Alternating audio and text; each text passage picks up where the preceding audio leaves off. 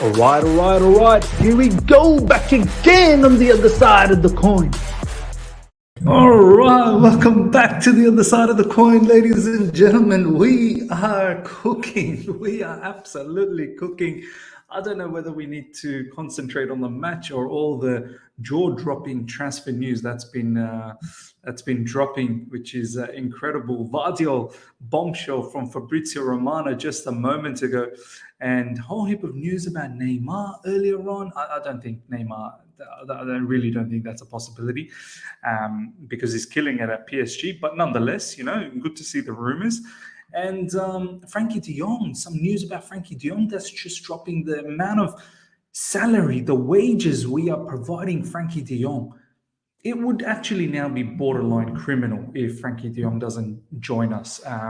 If he thinks Barcelona's got a court case lined up, wait till you see what we've got lined up for you, my man. If you don't join, this is borderline criminal activity, and we will put a case on you as well. Incredible scenes. But yeah, ladies and gentlemen, it's moving up to 100 of you guys live almost right now. Smash the like button as you're coming through, each and every one of you guys. Let's have an incredible watch along. I'm hoping we get the 3 points. We do the job. We're going to look at the lineup very soon. I'm actually very, very excited about the lineup. I actually think it may be 4 at the back, 3 in midfield, so it could be 4-3-3, but we'll see. We'll see what happens. We always play with a hybrid anyway. With and without the ball, we always look different in terms of how we set up. But it's good to see an attacking lineup. We're not going there to sit back. We're going there to get the 3 points, get the job done, which is going to be incredible. Good to see so many of you guys have, come through to the channel already. Smash the like button, as I said. So many of you guys, man. This is incredible. Frederick, good to see you. Lurifix, good to see you. Is.2, good to see you. G11W, good to see you. My man Shubra, Dr. MK7, Jam 1E12 to 21, man. That's just a lot of people, man. Phenomenal thing. It's great to see all you guys, man. Let's go. Aka is here as well. What a day. I think it's going to be incredible the next couple of days until the transfer window closes. Mr. Rich, hello, Miz, live at the game again to bring updates. Love to see, man. Hopefully we get the points, 3 points today, and you can have a fantastic evening.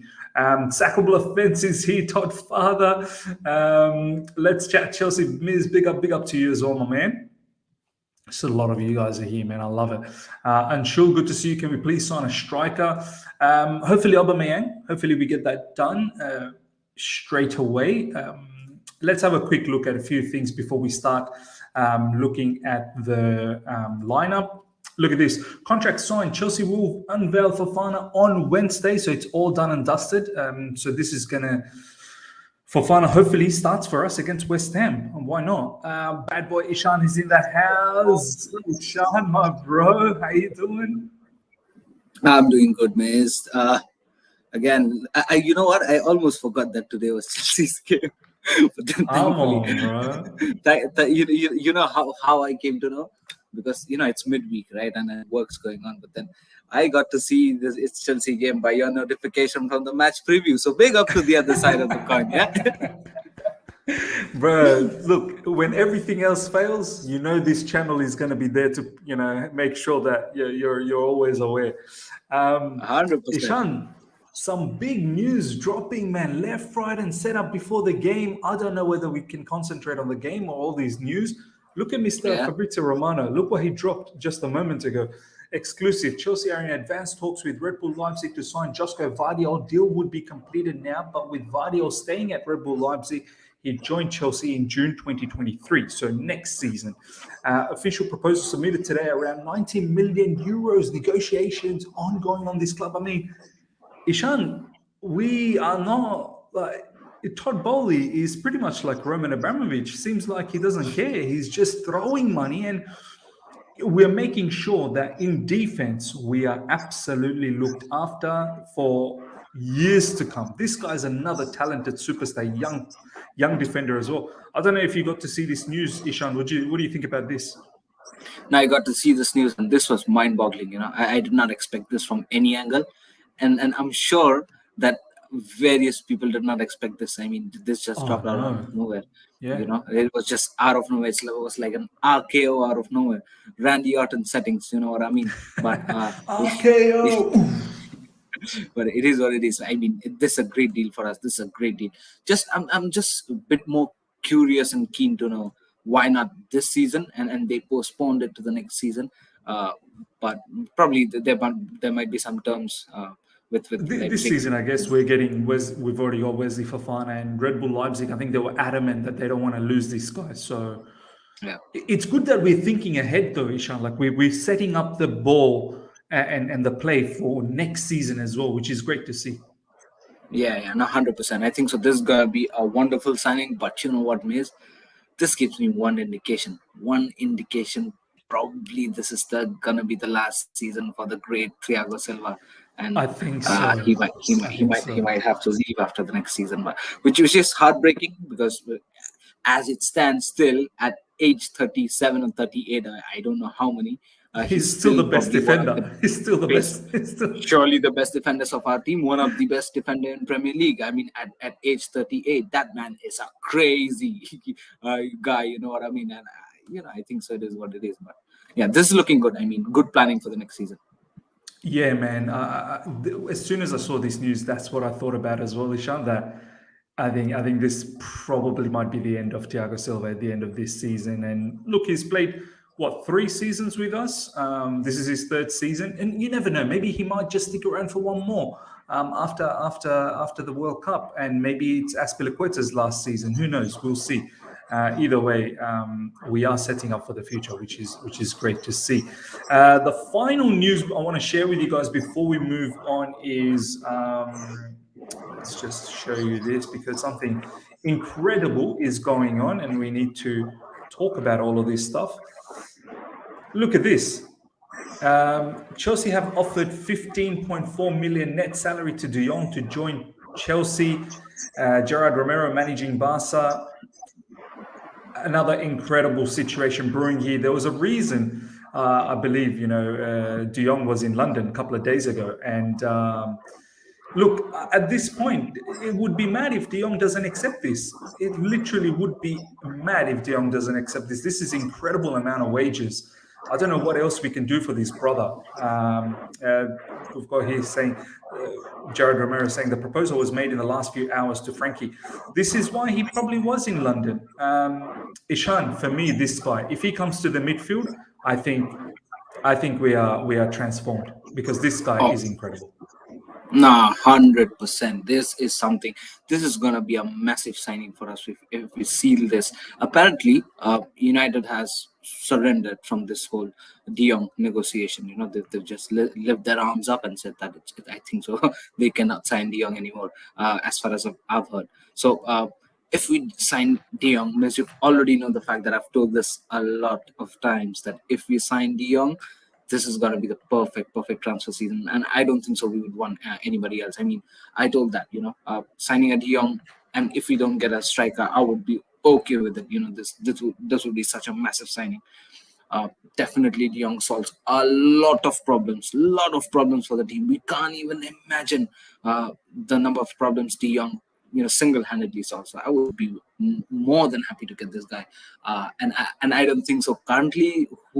In midfield, talking about the midfield, all of the players available, this guy is the creme de la creme. Do you know what I mean? If we get him, I think so we should go all out for this guy. There's no two ways about it. For me, Ishan, he's very much like KDB mold. Like not as great as him, obviously. KDB is unbelievable, but he can be of that mold, I think. Now, 100%, he's got everything. He's got the dribbling ability. He can be a regista for you. He can bomb up, be a Kovacic, be a Kante, everything that you want. He's got the shooting boots. For Christ's sake, he's got the shooting boots. That's something which you are lacking, in our midfield, and especially a player, if he plays, in the double pivot position. This is something we've lacked for years now. A good defensive midfielder who can do anything and everything. So I would be really happy to see De Jong.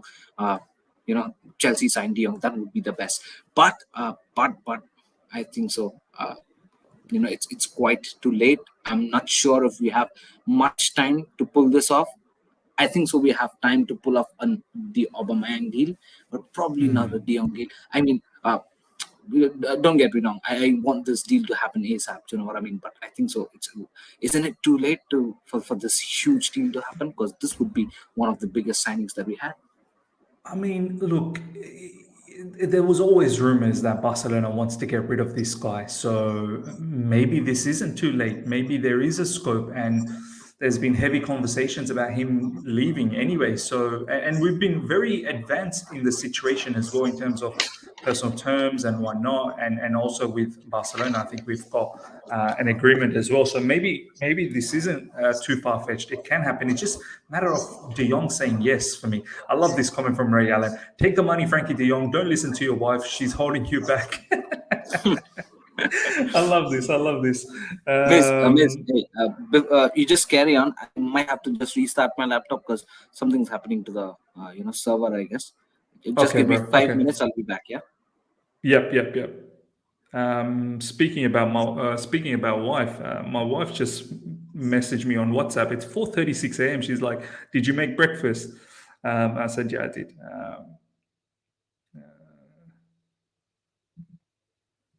Okay, ladies and gentlemen, this is the lineup. 300 of you guys are live right now. Make sure you smash the like. We get those likes up to close to 200. We want to get as many likes as possible for this watch-along. Make it a sensational watch-along. Hopefully we win. That's number one. This is the lineup for Chelsea Football Club. You let me know how you feel about it. I think this is the way it's set up. I think that's exactly how it's going to pan out. But obviously, as the game goes on, it's going to move around, shift around. It's very dynamic. Edouard Mendy in goalkeeping position. He was actually pretty good against Leicester. Kept us in the game. There was a few chances for Vardy that he saved. I still believe there needs to be at times where there's good competition, and every now and then, if Kepa is just given an opportunity, then it just keeps Mendy in the toes. But look, I'm happy for him to continue for the time being. It is what it is. I just hope he doesn't make those mistakes that he did against Leeds. Marc Cucurella in left back position, Koulibaly, Thiago Silva, two in the middle. Sensational experience and footballing IQ in the middle. Hopefully they have a fantastic game. Koulibaly comes back. I just honestly hope he doesn't have a brain snap again like he did against Leeds. Cesar Azpilicueta, right back position. Mason Mount, Jorginho, Ruben Loftus-Cheek, three in midfield. Jorginho most likely a register. And good to see Mason Mount in midfield and Ruben Loftus-Cheek as well. Hopefully they both now no more excuses or they're not in their natural position and playing out of possession and whatnot. Let's see. Hopefully that this is how it turns out. Kai Havertz on the left, Raheem Sterling in the middle, Hakim Ziyech. I think it may be Kai Havertz in the middle, Raheem Sterling on the left. I'm seriously so excited to see Hakim Ziyech start. I've actually even got the jersey on, which says Ziyech at the back. So hopefully my brother Ziyech, please, Ya Allah, I'm hoping that you do well. And I'm hoping every single one of these players do well, not just Hakim Ziyech, every single one of these guys. But I think Sterling is going to be in the left, Havertz in the middle, Ziyech to whip in those crosses. Hopefully finds Raheem Sterling in those in that back post. So we'll see what happens. For me, a couple of these players like Havertz and Mason Mount, they really, really need to step up their game, especially Mason Mount as well. Now that hopefully he's playing in midfield, he truly steps up. But yeah, it'll be interesting to see what happens in this game. King Cobra, thank you so much for the super chat. Love your videos. Keep up the good work, my man. Thank you so much. Honestly, appreciate that. Ladies and gentlemen, let me know how you feel about that lineup. The match will start very, very soon. In about 6 minutes or so. This is the Southampton lineup. We watched, both Ishan and I, we did the watch along for the Southampton game versus Man United, and Southampton, if I'm being honest, probably deserve something out of that. Like, they just didn't have a finisher up front. That's the biggest issue for them. But besides that, it's an energetic, some young players in there, and they're going to press well. They're going to be physical. Are they going to be able to finish their opportunities? That's the thing. But hopefully we don't get too phased off by their press. Up front, they have Adam Armstrong. They've got Che Adams. In midfield, they've got Elionusi, Lavia, James Ward-Prowse. He's a set piece away from scoring. So hopefully we keep a check on him. Ibrahim Diallo. In the back, Kyle Walker-Peters played a really good game against Man United. Arnel Bella Kochap, Mohamed Salisu is a very, very good defender. And Perud, I've got no idea who that guy is, Romain Perud. And in the goalkeeping position, Gavin Bazunu, who also had a very good game against Man United. So that's the lineup. In the bench for Chelsea, ladies and gentlemen, we've got Kepa, Chilwell, Ampadu, Chukwuemeka, Gilmour, Kovacic, Pulisic, Broja, Harvey Vale. Good to see Harvey Vale. As you know, Callum Hudson-Odoi has gone to Bayer Leverkusen. That's official. So it's opened up a few spots in midfield. Kante obviously still injured. Christian Pulisic, I thought he would probably get a game this time around. But the fact that Ziyech is starting, maybe, who knows, maybe Ziyech doesn't leave. And also Ajax seems like they've got that Sevilla winger, Ocampos, I think that's his name. So maybe Ziyech is not going there anymore. So who knows? Maybe Ziyech might be used for the AC Milan situation with Rafael Leao. But I would love to see Ziyech stick around at Chelsea Football Club. Billy Gilmour, it would be good to see if he gets any game time. Chukwuemeka, I'm really keen to see Chukwuemeka. It's a good bench, man. We can really call upon anyone. Broja as well, which will be exciting to see. So look, match almost ready to start. Let's have a look at what you guys are talking about. Reece has illness. Yes, Reece James is missing from this particular match. Reece is out, ladies and gentlemen. He's ill. Let's see if I can showcase to you guys any. I'm pretty sure PYS would have this news up. But yeah, he is ill. See if we can get that news for you. There's even talks about Chelsea going for Idrissa Gana Gueye. It's just mad at the moment. Timo Bakayoko is terminating his contract with Chelsea. This is great. Yeah, here we go. Reece James misses out tonight due to being ill, ladies and gentlemen. Nathan G. Singh. So hopefully it's not an injury or anything like that. It's just illness, and hopefully he recovers by the time West Ham game comes along. We definitely need him badly. And I think Chalobah is injured. So from an injury standpoint, that's the only other injury news that we have, which is Chalobah on top of obviously N'Golo Kante and whatnot. Let me just get my. I forgot to send the link to Ryan. God damn it! Bear with me. Ryan will be joining us.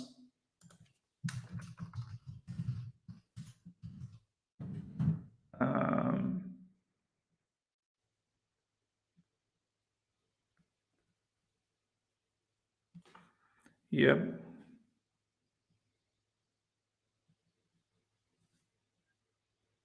Okay, so let's start my stream. Guys, we're only about 22 likes away from getting 100 likes for the stream already. So let's do that. That'd be incredible.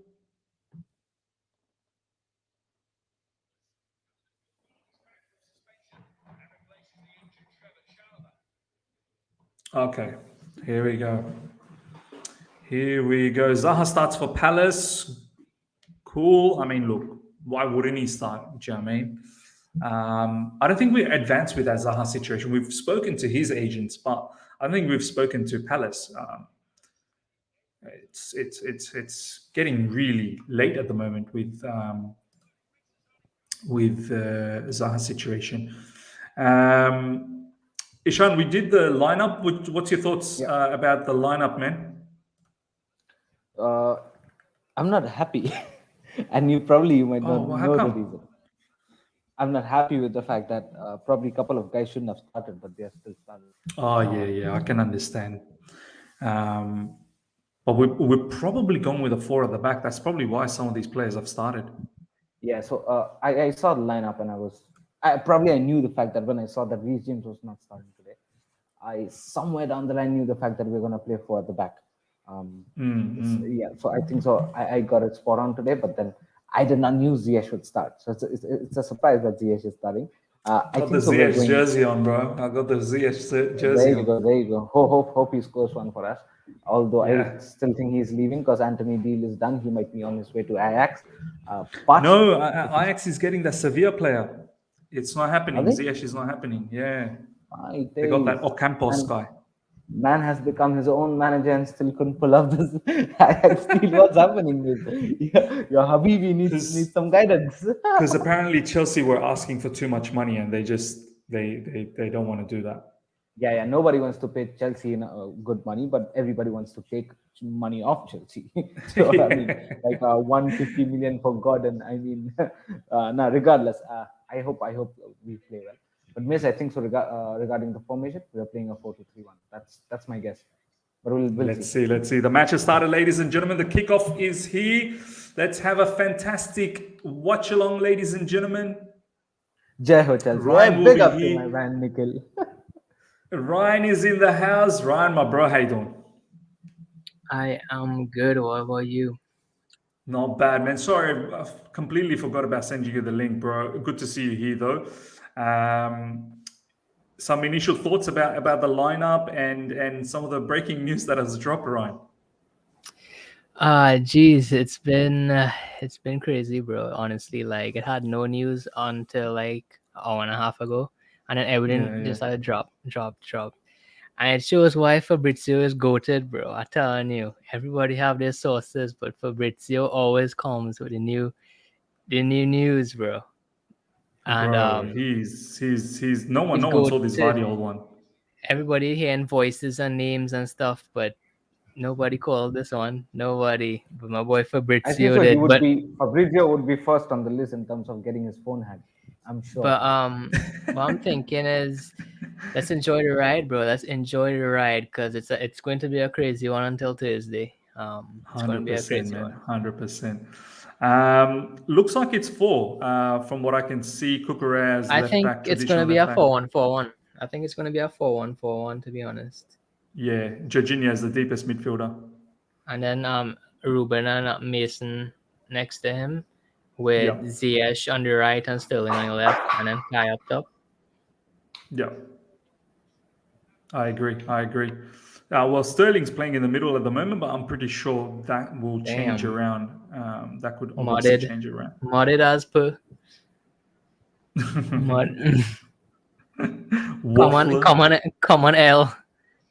on, L. I'm keen to see how we play against Southampton. I mean, Ishan, we saw that watch-along against Man United. I feel like Southampton probably deserved something out of that match.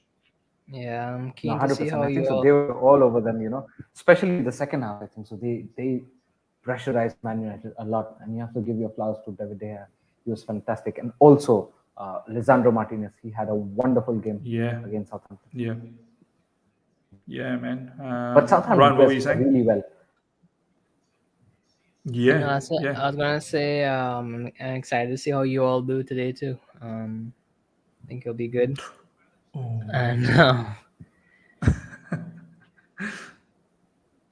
pinball start. This pitch looks bad. Lissandro though, that guy came out with a venom though after that criticism from first. We have man like Jamie Carragher asking Ten Hag about his height and stuff. Well, you see, they didn't check his stats. That he's one of the best for aerial duels back in Ajax, but people just want to talk stupidness without watching him play, man. See, this is the thing, man. People just always want to talk stupid, man. And there was so much insults for Martinez post that match against Brentford, and the man has come out of the blocks against Liverpool and Southampton. He's been incredibly solid for them, and also shout out to Malacia. Malacia has been another incredible signing for them on the left side. I mean, Ishan and I, we got to see Man United twice, Liverpool and Southampton, and defense looks pretty good. Yeah, they still look a bit shaky. Southampton, had they had a proper striker, proper attacker, they probably would have got something out of that match, but it's what it is. Azpilicueta now with the ball. Moving forward. Aspi puts the through ball, just under hit. Not enough pace there for Sterling. Yeah. That was a brilliant by the way. Was it Kai Havertz? Azpilicueta. Mason Mount now. Sorry, Kai Havertz over there. Oh, come on, Kai. You can't just... that was just moving into our defense so easily. Is that Kyle Walker-Peters, by the way? Yeah, he's so good, man. He was their best player against Man United as well. Yeah, 100%.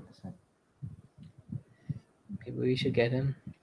Man, I was all okay for him. When there was rumors about him and Dumfries, I said, just get any one of them. Like, they're both good. Kyle Walker-Peters is actually a very, very good player.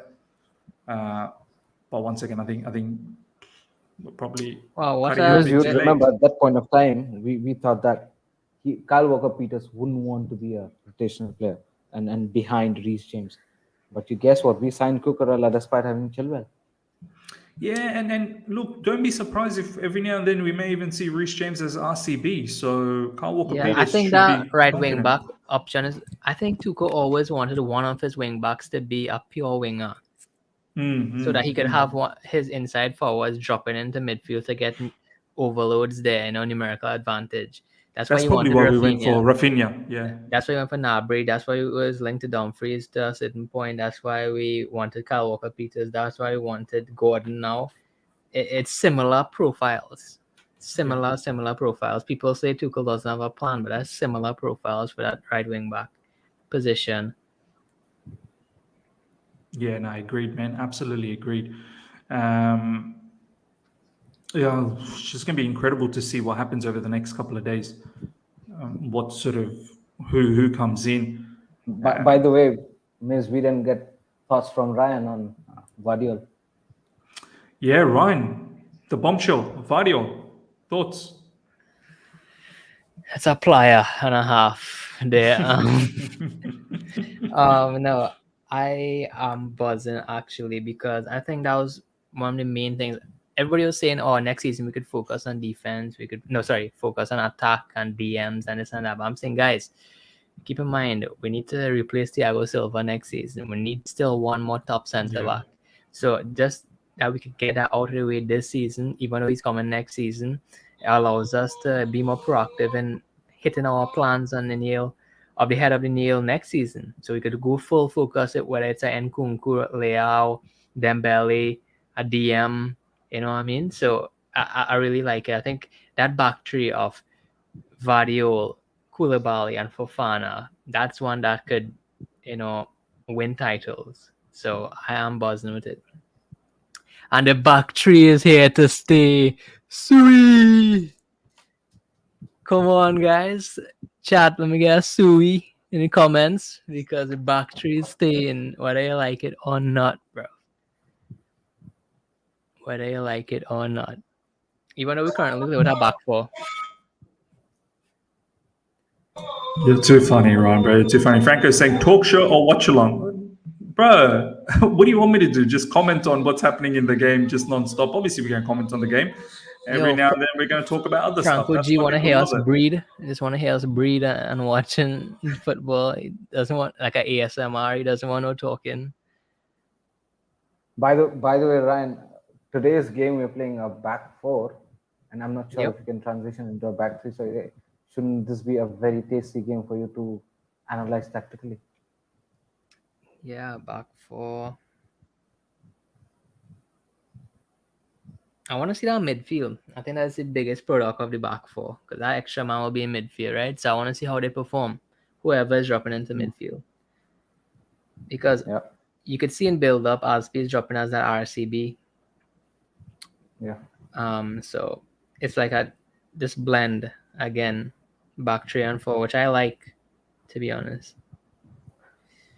What's your thoughts though on Mason Mount? Should he been dropped this game and Christian Pulisic should have started and played for him? Because I thought that should have been the case. Yeah, I'm afraid to say anything. Don't be afraid, man. It's okay. I'm afraid, but I feel safe because Ishan is here. So maybe I'll just talk my heart out, right? No, honestly, I've said time and time again, with Mason, I see deficiencies in his game as something that is consistent. People say that Mason Mount is inconsistent and recently he hasn't been playing well. I think that these deficiencies is going to be there always with him. So if there's someone better to replace him, I'm down for him getting dropped. But honestly, right now, there's no one really better to replace him. But if a Zaha comes in that left wing side, I would be down for it. Aubameyang to replace Kai as striker. Sterling to keep right wing. then I would be down to drop him. But at this moment, now thinking about our options, Ziyech, that's all we have, right? Ziyech, Pulisic. Yeah. I don't know. Pulisic, yeah. Pulisic has his deficiencies too. Obviously, the person who didn't play recently will be more favorable in people's minds because we tend to forget how frustrating Pulisic is. But to be honest, I think Pulisic is just as or even more frustrating than Mount. So I would be okay with him being dropped, but I would more vouch for him being dropped if we get in those two attackers and Zaha and Aubameyang by Tuesday, hopefully. Yeah, makes sense. No, but I thought so, Ryan. The way Mount was playing, especially for the past few games, it was so drowning. The energy was so drowning, and not just in the attacks, but also in the midfield. Probably I thought Pulisic could run in more. You know what I mean? I just At think least for the overlaps and all. I just think Mason has to take more responsibility because in that front three, he's the pure midfielder there. So you see in 3-4-2-1s, regardless of system and formation. Sterling, there was a ball through there. Yep. There was an opportunity right there, man. Yeah. Yeah, but there was actually. All I'm saying is that Mason in that front three, that in 3-4-2-1s, regardless of manager and system, normally those two inside forwards have to help to overload midfield. And I think that Mason is half and half in how much responsibility he takes to do that. And even when he drops into midfield, I think that he is, he's decent, but isn't making the impact, the creative impact that you want your free and extra man to make when he drops into those number 10 or number 8 positions. And then out wide, we know the story. He's not a pure winger. So it doesn't make no sense, bashing him on that. Yeah, man. Bromo Mentolo, why are we playing bad so far? I mean, you commented that literally on the 7th or 8th minute. We need to be patient as a fan base, man, honestly. You can make these sort of comments maybe max 30 minutes into it, but... I think you need to... That first 10 minutes is about sussing out the opposition's system, And then you could go full on throttle after about 15. Yeah, I mean, to say why we're playing so bad in the first... Give us a bit of time to just check out the opposition, just analyze what's going on. We need to stay a lot more patient than that. And to be honest, I don't think I've seen anything bad. Everything that I've seen so far, no mistakes, nothing. Crisp energy is there. And everything so far, what we've seen is expected. Southampton will press you high. That's what they do. If we're sitting here thinking, I can't believe we're getting choked. Well, what did you don't know then, Southampton? You don't know the profile. It's like Premier League. It's Premier League football. It's gonna be tough, right? Yeah, it's like against Leeds. Why is Leeds suffocating us? We know Leeds, that's what they do. They press. So it's up to us to then figure out what we do in order to negate the press. His last watch along, I didn't know this, but Haaland already has 6 in 4 games. Wow, that man has... Wow. Sterling inside the box! Oh! Close. Sterling's getting close. Sterling's going to get I like that. closer. I like that pass from Mason. He released them right on time. That was Mason, right on time. Do you know what? See where, ladies and gentlemen, see that position where Mason was? That's where I like him the most. Because I feel like he's in his element. Any further up than that, Mason doesn't have the qualities to do what he needs to do. Maybe you read my tweets. Yeah, maybe he did. Look, today there should be no excuses for Mace because he's essentially playing, as you all like to say, his natural position. He's always out of position. Here's the thing that I want to say about when people say when a player is out of position. When you say a player is out of position, you know what that tells me? That the manager doesn't have the right player for that position. Yeah. So it means the manager needs to go to the transfer market and find the right player. So the next time when you say, this player is out of position, you're essentially trying to say this player is surplus to requirements. So Lazio playing a 4-1-4-1, right? I think so. Yeah, I think so. Yeah. Jorginho is the deepest. It is a 4-1. 4. Then there's Jorginho, then 4 in midfield.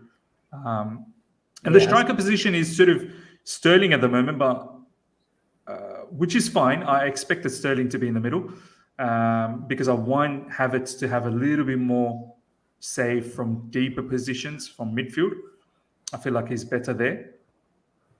But we'll see. Maybe we may see Havertz every now and then in the middle. Yeah, bro. Sorry not to tell you a bit, earlier, but I've just started fan slide on this game. Oh, you already started fan slide. I'm not playing today, bro, because I'm too tense when I'm watching Chelsea game. I've just put 3 players and I'm just concentrating the game. And then when 20 minutes will be done for 3 players, I'll bring in 3 players more. I love it. Ladies and gentlemen, participate on fan slide as well. Ishan, do you want to? Oh, Mason Mount into the box, whips it in. Oh, Ziyech, you should have connected better, man. Come on. Nah. Need a better connection. That was well done from Mason Mount. A couple of really good moments from Mason already. One, as Ryan has pointed out, early pass to Sterling, which was very good. And this time it was a good pullback, man. Ziyech, you were with your left foot as well. Come on, man. That needed to be whipped with his left, man. Ziyech is really good at that, though. Yeah. Ishan, I was going to say, do you want to somehow grab the... Actually, I can grab it. I'll just grab it from the previous watch-along and grab the link. Ladies and gentlemen, if you want to join Ishan on playing fan slide, get on with it. I'll share the link with you guys. There you go, guys. I've got Mendy in ×3, Walker Peters in ×2, and Elionuzzi in ×1. I love it, bro. Just watching it, seeing that Southampton pressing them with a midfield 3. They're playing a 4-2-3-1, right? Yeah, so they play with a midfield 3. See, so I was right. Just watch the screen, sorry. And then, so what I'm seeing that's why Ruben is alongside Jorginho, and then Mason is that free. We're trying to be that free man in attack, basically. Free man in midfield, sorry. So it's going 3v3. Obviously, it wouldn't be completely free because it's 3v3. But if you see the angle it is at, is that Southampton pressing with a line of 3, a horizontal line, whereas we have a double pivot and then Mason has a CAM, kind of. So it's kind of like a 4-2-3-1 we match in the system, in a way. Ryan, how do you think we're doing defensively? It's been 17 minutes in the game so far. And looking at how Southampton is pressing, should we be good in this game to keep a clean sheet? Because I thought Southampton also, on the other hand, did not, it's not pressing the gas. You know what I mean?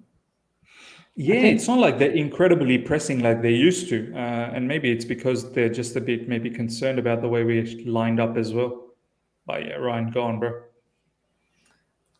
No, I think from a back 4 point of view and build up, nothing has changed much. Because we keep in our back 3 and build up. I think that we haven't gotten tested that much on the transition yet. I think when we get to a lower line of defense, we're doing good defensively. But I want to see a counter attack, how we deal with it with our back 4. So far, the questions Southampton asked, I think we dealt with it right. Yeah, agreed. I'm very interested to see how we do the counter as well, because we will get chances to catch them in transition, like especially now, like Southampton's very, very deep in our half. So if we manage to nick the ball off them, I would love to see how we progress and how quickly we progress and how lethal we can be. Because to be honest, so far I've not seen us been lethal in counter for a very long time, very long time, going back to Conte days. Yes, what's your thoughts on Mendy? Yeah, I'm a bit suspicious with him in recent times, man. Ball playing is definitely an issue. Oh, look at Thomas Tuchel, man. He's so animated. Ball playing is definitely an issue, and the fact that we start, all our sort of progression from the base, from the goalkeeper, and if he's a bit shaky, it's going to be a problem. The mistake we saw against Leeds, that's not the first time we saw Mendy do that kind of stuff. Like Ishan and I, we did several watchalongs last season where we've seen Mendy do that. Real Madrid, Karim Benzema, I remember West Ham, and there were other games as well. So look, the microscope is definitely out on Mendy. Thing about Mendy is what he did last game, where he produces all those show-stopping sort of moments, shot stopper that he is, which obviously makes him look very, very good. Sterling, into the box. That was well done. Is that for a corner or not? But yeah, Ryan, the microscope is definitely out on Mendy, man. And I've already said, look, every now and then I probably wouldn't mind seeing Kepa, but we'll see. We'll see what happens, bro. That was a good link-up play, by the way. Very good link-up play, man. Very good. Yes, Sterling and Mount. Couldn't finish, though. It was gone out for corner, so he just missed out. The defender got to it. Mount with a corner coming up.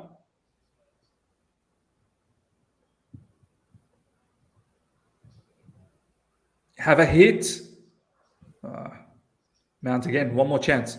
Whips in, not a good corner. Sorry, cross. Sterling gets the ball. Cucurella.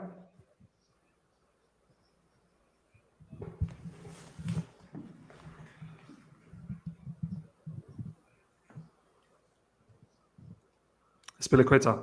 Oh, that was poor pass, Aspi. See, this is where you get in trouble. This is how you get in trouble, man. One bad pass like that in a bad situation, bad area of the field. Complete control, and then that off pass, man. And then he takes away can't track all back momentum as well. Come on, Ruben! Break through! Yes! Sterling through! Pass! Cross it! Square it! Oh! Ruben? That was poor from Sterling. Sterling, couple of bad decisions so far this game, man. He should have taken the shot, man. He should have taken the shot. Either take the shot or square the ball, man. Havertz was there. Man. That's Havertz is in. Havertz is in Oh, twice. come on. Havertz. You had to square that ball. You got to find a way to square that ball. I thought so. He could have taken the shot. He was there. And if you can't square the ball, then take the shot. See, there you go, ladies and gentlemen. Again, Ruben Loftus-Cheek breaking through midfield, and we're just not fine-tuned enough in Ziyech looks good enough. Offense. Yes, Ziyech is looking good. Inside the box again, Mason Mount, and this time Sterling. Oh, come on, Sterling. You got to finish. Yes. There you go. I have to say, Mason Mount's playing a top game. He's playing a top game. Kudos to Mason Mount. That was once again Mason, I think, moving into the box. Mason is playing a very good game. We got to give deserved credit where it needs. And that goal was coming. We were literally threatening. Sterling again, ladies and gentlemen, scores brilliant. We're looking good. Raz. Yes. Raheem the Supreme. Look at this. Nicely passed. Well played from the entire team. Kai Havertz to Mason. Very well done from Kai. Mason going into the box. Mason then finding Sterling straight away. And we've bundled it in somehow. Great start, ladies and gentlemen. I'm actually quite confident from the last 5 to 10 minutes that we've seen. We've been threatening that goal. This is not a surprise to me one bit. So happy days. Boys, thoughts? I'll go to Ryan first up. That link up between Havertz, Sterling, and Mount. I think that what I like is that the distances between players is kind of less, allowing for more link-up play. I think that there's less individual responsibility to find a pass alone, or to beat a player alone, or to shoot alone. So I think in that aspect, it's been very good. It could be obviously because of how playing a back four, so we have that extra man now in the second, third, who could join centrally, because now our front five isn't just a line of five. It's somebody could, Mason, you could see he's making a difference because he's that extra man there. So I like the positions Mason is getting into because as I said last week, I tweeted it, but nobody likes to take the positives. I say Mason is elite in his positioning, right? To be the free man in midfield alongside. Crying to the box. Ooh. We are threatening. Sorry, Ryan. Continue, bro. What a pass by Ziyech, man. Yeah. I need to see that. I missed that. Oh, what a pass from Ziyech. Coast to coast. Oh, this is why I say, why didn't Thomas Tuchel utilize this more often? Because maybe we didn't have the personnel at the back. Now that we've got Cucurella, we've got Koulibaly, maybe that's probably why. But it's great to see, man. It's great to see. Some of you guys might say, oh, Moose, calm down. It's Southampton. No, man. Do not disregard Southampton. They're not rubbish. I know they've got pumped. You can't disregard anyone in the Premier League. You really cannot. Yeah, I think the link of play has been good. I say that Mason Mount positionally, as I said, to be that free man, he's very good. And also when he drops there, his links play good. I think what is where he gets found out is when he has a marker on him. He isn't able to receive that ball and retain it under pressure. He isn't able to find that pass under pressure. So you can see here that Southampton is doing a really poor job in tracking him and marking him. So I think that, Mason and the boys are doing really good. But I feel like defensively, Southampton hasn't been good at all because they're letting that midfield run through them. And a proper team would not allow these players to have so much ability to roam. 100%, man. Ziyech is at his best when we play back four, so he always starts. 100%. Look at this move here from Southampton. Oh, well done, Aspie. Well done, Imagine I tweet that. Yeah, like Mason doing well because Southampton is defending poor. I will get killed. For 1,000 unfollowers. James Ward-Prowse now about to take a corner, whips it in. No, come on, block that shot, and it's a goal. That was always going to be a goal, bro, from that area. Yeah. It's just too much space, man. Too much space. Way too much. That defending was poor from set piece, man. That was not good. That's just inviting them to score, man. I'm not worried, though. I think we've got more goals in us, but that defending was... What's going on? Why is everyone so deep?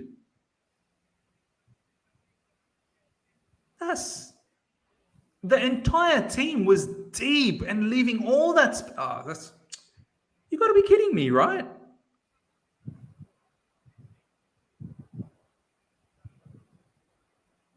Mendy got a hand as well, but I don't blame Mendy there. I really don't blame Mendy there.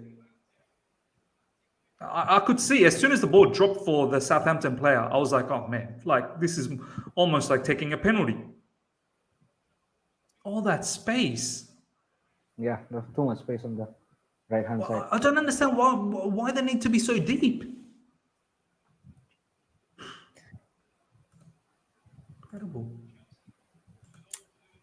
I think the shape of Southampton's midfield three is shocking, to be honest, for defensively. They're letting our midfield three tear them apart. That's why I'm not worried, Ryan. I feel like we've got goals in us. Why can't we keep a clean sheet, man? That's what I'm thinking. That was some unbelievable, but I don't know what sort of a setup that was for the set piece. Besides Sterling, every other player was so deep. I'll tell you something. See that pressing high thing will be the end of Southampton. Right, will be the end of Southampton. You know why? Because firstly, the front three pressing like lethargically, so they just run into cover space, right? They're just applying pressure, but they're not trying to get the ball, right? What happening is that midfield three Southampton defending with it's just too narrow. You're seeing Loftus-Cheek get into like wing back positions. You're seeing this spreading out. Jorginho getting tons of space, and then Southampton's midfield three alone is too narrow to cover all that space to defend, and their fullbacks can't get in to defend because Ziyech is keeping wide on the fullback, engaging him, and Havertz is keeping wide, engaging the other one. So the movement of our midfield three is just too wide for Southampton's narrow midfield three to occupy. So if I was them, I would have defend with a 4-5-1. 4-5-1. And then if you close those pockets, you say to our midfield three, yeah, you could go how wide you want, but we have 5 people here. We cover in every direction. You'd see us struggle a lot. But Southampton, they bring themselves to this demise. Very rare teams, press like that with 3 man on top. But I mean, I know they like to do that, but you have to be very particular with a press like that. Very intense. You need to chase the ball. And they're not doing it. They're just kind of half A-word in it. So they're just opening more spaces instead of actually trying to get the ball. Honestly, like if I was analyzing this as not a Chelsea fan, I would be like, yeah, this is poor defending from Southampton. 4-5-1, do it. I won't even be surprised if they do it in the second half because they 1-1 now. They'll take a draw. Oh, of course they'll take a draw. 4-5-1. They need to get at midfield 5.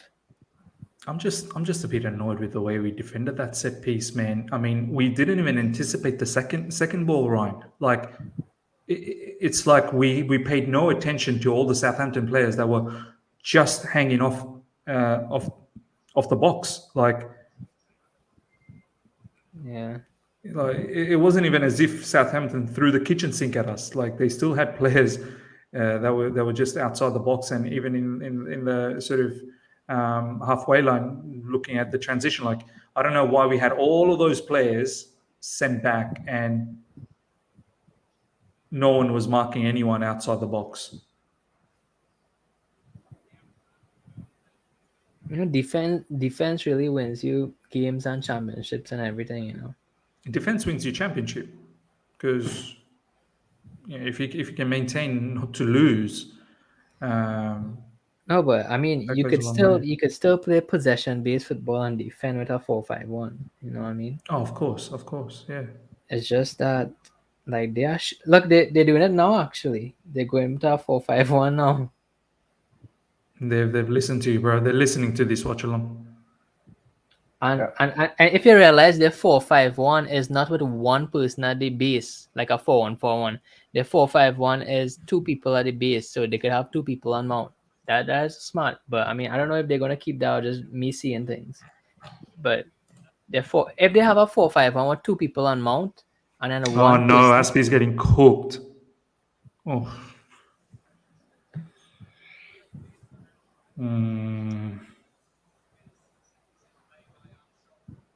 Yeah, he's always going to get done with pace, isn't he? Always. Yeah, and that too in a right back position, where the movement has to be more. We still need some surgery even in the next window. It may not happen this window, but I guess it probably wouldn't have been Azpilicueta. It would have been Reece James in that position. I think Azpi is such a good player to have, to be honest. You could play him as fullback and you could play him as wide centre back. Yeah, as a backup, I feel like I don't know whether he should start regularly, Ryan. No, of course not, but yeah, not regularly. Yeah. The skill set is definitely there for Azpi, but I think like you see that forward run from Mason just now. He was in tons of space. Surely you had 3 seconds there to impact the game in a way, and then he just ran straight to where Kai was and gave him a short 5-yard pass. And then look at us now, back to throwing nothing. Like when a quality player is in that space, like a Milinkovic, Savic, Miz, what we saw. Yeah. When he got that space, you don't give him 3 to 4 seconds because that ball is going somewhere dangerous. And it's going to be dangerous. Yeah, it's going to be dangerous. And that's if you give Neymar, Messi. I know people say, why naming all these big time players? But I mean, I'm just naming the role.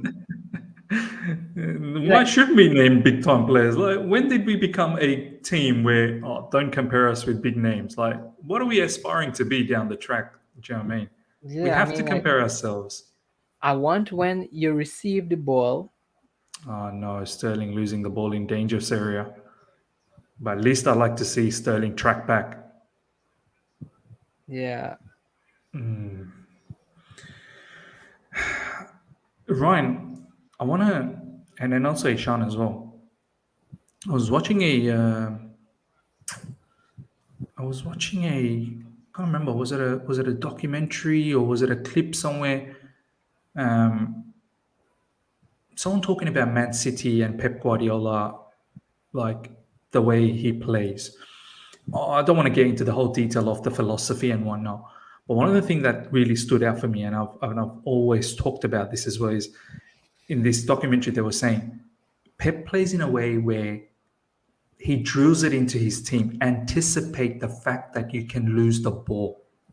Have a shape that is always ready, that even if you lose the ball, that you're quick enough to get into a compact shape and win the ball back. And I've always said this, and people don't seem to understand this.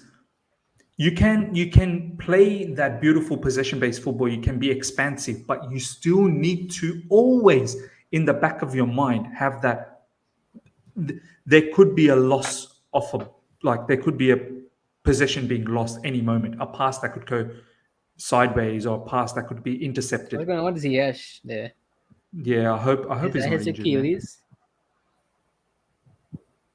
I hope he's not injured. If this guy's injured, I mean, Nah, it's a knock. Yeah, I hope it's just a knock. Someone grab the Achilles. You need to see if they fell on their own or they get a knock. Yeah. If they get a knock, he's holding onto his ankles. So, but yeah, boys, it was just so incredible to hear. And I feel like sometimes Chelsea, when we've got the ball, we don't anticipate that we may lose it, and our shape, that's why is always so off. Whereas City, every time they lose the ball, it doesn't look like they're going to be in trouble. I know recently they've considered goals, but I'm talking about in general for City. Do you know what I mean? I think that a huge thing about attacking is that your defensive players should be man marking the attackers that remains. So I think so what you're saying is your defenders, when we have the ball, your defenders should be close to the opposition attacking players, yeah? Attacking players. So most likely they would attack, they would defend like a 4-4-2. They would have at most 2 players on top. You need to mark the hell out of those 2 players because normally them 2 players don't stay narrow, right? One will end up being a winger, and then the one would be making a penetrating run. So when the winger get it, he could hit it centrally in behind. So it's about tracking those players, have them marked before we lose the ball. Because if you try to play catch up and it can't mark, if you're trying to play catch up and the opposition have the ball, it's too late because you'll be defending a counter attack. Right? It's too late. I think that's what best teams does. Like they man mark those 2 attackers or 3 attackers remain. And then it is up to our attackers, our midfielders to get back. And Exactly. Because if you man mark those attackers, you buy time, right? Because if they receive, they'll take a lot of time to get into space, in free space, or when they receive the ball, they can't do anything with it. So it'll buy time for our fullbacks to get back in behind or DM, and it'll just save everything. 100%, man. That's very well said. That when in possession, the defenders need to be probably close by. Mason Mount, Cucurella. Oh man, it's a bit wild there. Tesfu, how come TT started Ziyech if he's joining Ajax to replace Anthony? I don't think Ajax is getting Ziyech anymore. They are very close to getting the Sevilla player Ocampos. I think that's his name. Apparently, the price tag for Ziyech is too much. What Chelsea's asking for. And they've gone elsewhere. And this is what I said. This is what I said a few days ago. And I remember another Chelsea Twitter account named Vince. He said to me, Miz, they will not find the quality like Ziyech. We should ask as much as money. And I said, look, Ziyech's stocks are down. Like, we shouldn't be playing hardball with Ajax. And we should know Ajax's network, the scouting network. Like, they will find players. So we should try and aim for Ziyech's money somewhere around maybe 20 to 25 million. But there were some reports that maybe we were asking for 37 million for what we bought him for like what, 35? Yeah, we bought him for 35, and that's what we were asking him. And that's when he was at his like prime best figures. And we're gonna ask back for that. I mean, no, that doesn't make sense. But I think, on deadline day, anything could happen, bro. Anything can happen. Anything can happen. Yeah. I think they could, Bowley and these guys like to call bluffs, right? That's what they're doing with Aubameyang too. So maybe that could be just calling the bluff, see how much they really want him. But I believe if we let Ziyech go and not get anybody in, any attackers in, I think so we're under threat. No, we're under massive mess. We have to get players in now. I mean, no, Callum I think is we get gone two as well. attackers in, I honestly think we get two attackers in. Bro, I think bare minimum we have to. People are like, oh, it's just Oba. Like, I'm not satisfied just with Oba. We need another one. Like, Lukaku gone, Werner gone, Callum gone. So, Callum, I would say that's our right wing back position there. I think Loftus-Cheek replace Callum, if that makes sense. Yeah, but is that ideal though? Is that ideal though? Like, I don't mind, but is that ideal? I'm not one of those guys who see him play good at right wing back once and then just like wet my pants over him. You know that. I think that ideally we would need two attackers, like front. When I say attackers, I say front three players, right? Yeah. So Aubameyang striker, and then Zaha winger. But honestly, a few names that we could probably look out for on deadline day. Crazy. Look at this Gvardiol thing. It just happened. Yeah. Right. So crazier things could happen. I would say Neto is one to look out for. Saint Maximin is another one to look out for. Adama is one to look out for. Who else, bro? I think Adama Traore is probably a big shout because he doesn't even play for Wolves anymore. I don't think. So his. Yeah, but lately no sort of linkages from these players. I think so. The ones we are linked with probably. I think so. We're gonna stretch this Aubameyang deal to the transfer deadline day. I think so. Frankie de Jong. I think the Aubameyang thing with Ishan, the Aubameyang thing is linked with that Alonso because we're trying to put Alonso there in the mix to send him to Barcelona. Yeah, so I think so that domino effect might stretch into the transfer deadline day. Apart from that, I think so. Which I don't think it's very much likely to happen because it's a big deal and it's very difficult to happen. That is Frankie de Jong. That's one. And but I mean, like, and didn't they always say that Chelsea was going to propose a contract only if they got positive signs from De Jong's camp? Only if there is already positive signs from De Jong's side, right? But I mean, it's just that what we heard is the player didn't want to leave Barcelona. Apparently. No, but I think this is actually a contract proposal, though, and they always said that the only way that Chelsea was going to make that move is if they got signs from the agents that he would be. And he was in London a couple of days ago. He was in London. So maybe they have some length to it because this makes so much sense. I was hearing it that it would be De Jong to Chelsea, Bernardo Silva to Barcelona, and Verratti to Man City. What are you cooking, Ryan? That makes so much sense to me because the amount of midfielders they have at PSG now. They just got Carlos Sola today. They're getting Fabian Ruiz today.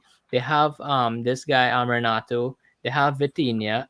I mean, having Verratti would be 5 of similar type midfielders in a double pivot. They could. Yeah. So that's why I'm feeling that is something that could probably happen deadline day, bro. Do you know what a miss Bernardo is going to be for Man City? It's going to be an incredible miss because he's a supreme player. And the way Man City's saying that he's not up for sale, I don't know, man. I really don't know. Could Barcelona perhaps go for Verratti? No, I think Verratti is gonna get huge. He will want huge wages, bro. He's one of the highest paid players in PSG. I think he's gonna go Barcelona and have 90K. Yeah. Bro, I'd take Verratti, man. He's such a good player, bro. So you Such a take good player. Frankie or Verratti? Verratti would no, be Frankie. very good I'll at take Chelsea Frankie. as well. I'll take Frankie. That's exactly where I was going. Verratti would be a great player for Chelsea as well. Yeah, If not Frankie de Jong, then why not Verratti? You know what I mean? Yeah, and you know what? If it was just between Frankie and Verratti, definitely Frankie for me because I feel like,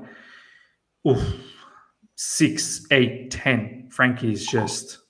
Now we've even seen him play centre back. So, Bro, why doesn't Liverpool go in for Milinkovic-Savic? That's my huge question. bro, what's up? Not just Liverpool. Even there was rumors about Arsenal. But you're right, Milinkovic-Savic, I think, is such a Liverpool kind of. Oh no, Southampton again. Why are we looking so? No, I don't think no. Arsenal plays No. 4-2-3-1. Oh my days. This is a goal. Oh my days. We were so open there, man. So open. So Oh my open. days. That's not even funny, man. We were so You know open. why this happened, Miz? Because you said you're confident. Anytime Miz is confident, bro. L is be right behind them in that cupboard, waiting to come on. I need to see who lost that ball in midfield. Someone lost that ball in midfield. Might have been Jorginho. Was it Jorginho? Yep. Oh, man. And then Yeah, Jorginho was so slow to track down. He gave up. He didn't even try. He gave up. Look at Jorginho. See, these are the games where Jorginho is going to get exposed and cooked. Yeah, but you can't say that, You know why? Because if you watch the game carefully, Loftus-Cheek is playing as the more defensive one. Yeah. Deeper one. Where is Jorginho- Loftus-Cheek? Where is Loftus-Cheek, so man? people will say, "Oh, that's why Jorginho is not a good lone DM." But if you really look at him, he's playing more advanced than Loftus-Cheek throughout the whole game. Yeah, he lost the ball, but Loftus-Cheek didn't cover his grounds. So I said who lost that ball in midfield. Looks like it was Mount. Mount gave away the ball in the counter attack because I Really? saw someone lost the ball in attack. I think it was Jorginho, bro. I think that was Mount. Was it Jorginho? That was Jorginho. Um, Everybody saying Mount lost the ball. Reggio Park, thank you so much for the super chat. We need 3-goal cushion every game. We can't finish chances. Defending is suspect, and that overreacted. But look at this. Loftus-Cheek is Rudolph playing can't complete deeper pass. than Charity FC 's back. Jorginho most of the times. Loftus-Cheek has been a ghost in this match. I've not seen him. Honestly, I think Loftus-Cheek in midfield 3 is good. Obviously, I don't think he's Chelsea quality, what we need. But I think that, bro, this guy should go in a midfield 3 somewhere else in the next team. Just like how Ziyech should go somewhere else in a back 4 to the next team. I think Loftus... I just seeing things positionally from Loftus I really like in midfield, to be honest. But obviously... Did something happen with Che Adams? He just smashed the ball into Jorginho. Yeah. I don't know, I was watching you. What a good aim. I'm talking. In his face. Max. Probably that's a punishment for the goal he conceded, but nah. I have to say, I'm actually a little bit confused about this scoreline. Hey, who lost that ball though? Yeah, we need to see that. Who lost that ball? Let me actually go back. I'm gonna actually look at this. It was Jorginho. Yeah, it was Jorginho.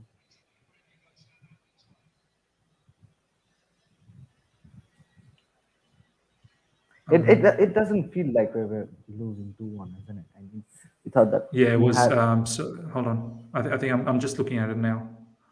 So the ball was with South. Actually, Jorginho didn't lose the ball. He just got beaten. So let me explain what happened. Let me explain to the live chat what happened in that play. Southampton had the ball. They were moving into our midfield, and then the midfielder, I think, that scored skipped past Jorginho, and then it was all open. It Who was lost the all ball open. though? Oh, who lost the ball initially? Okay, let me have a look. So there was 2 minutes to go.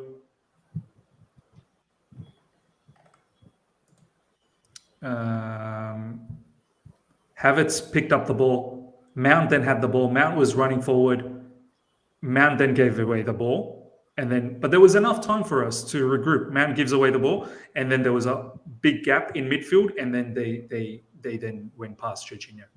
Mount gave away the ball, but we had enough time. We had enough time to recover. The way they skipped past Jorginho, that was I'll be honest though, unacceptable. that's just not good enough, to be honest, because it wasn't even like he was at full speed trying to get back.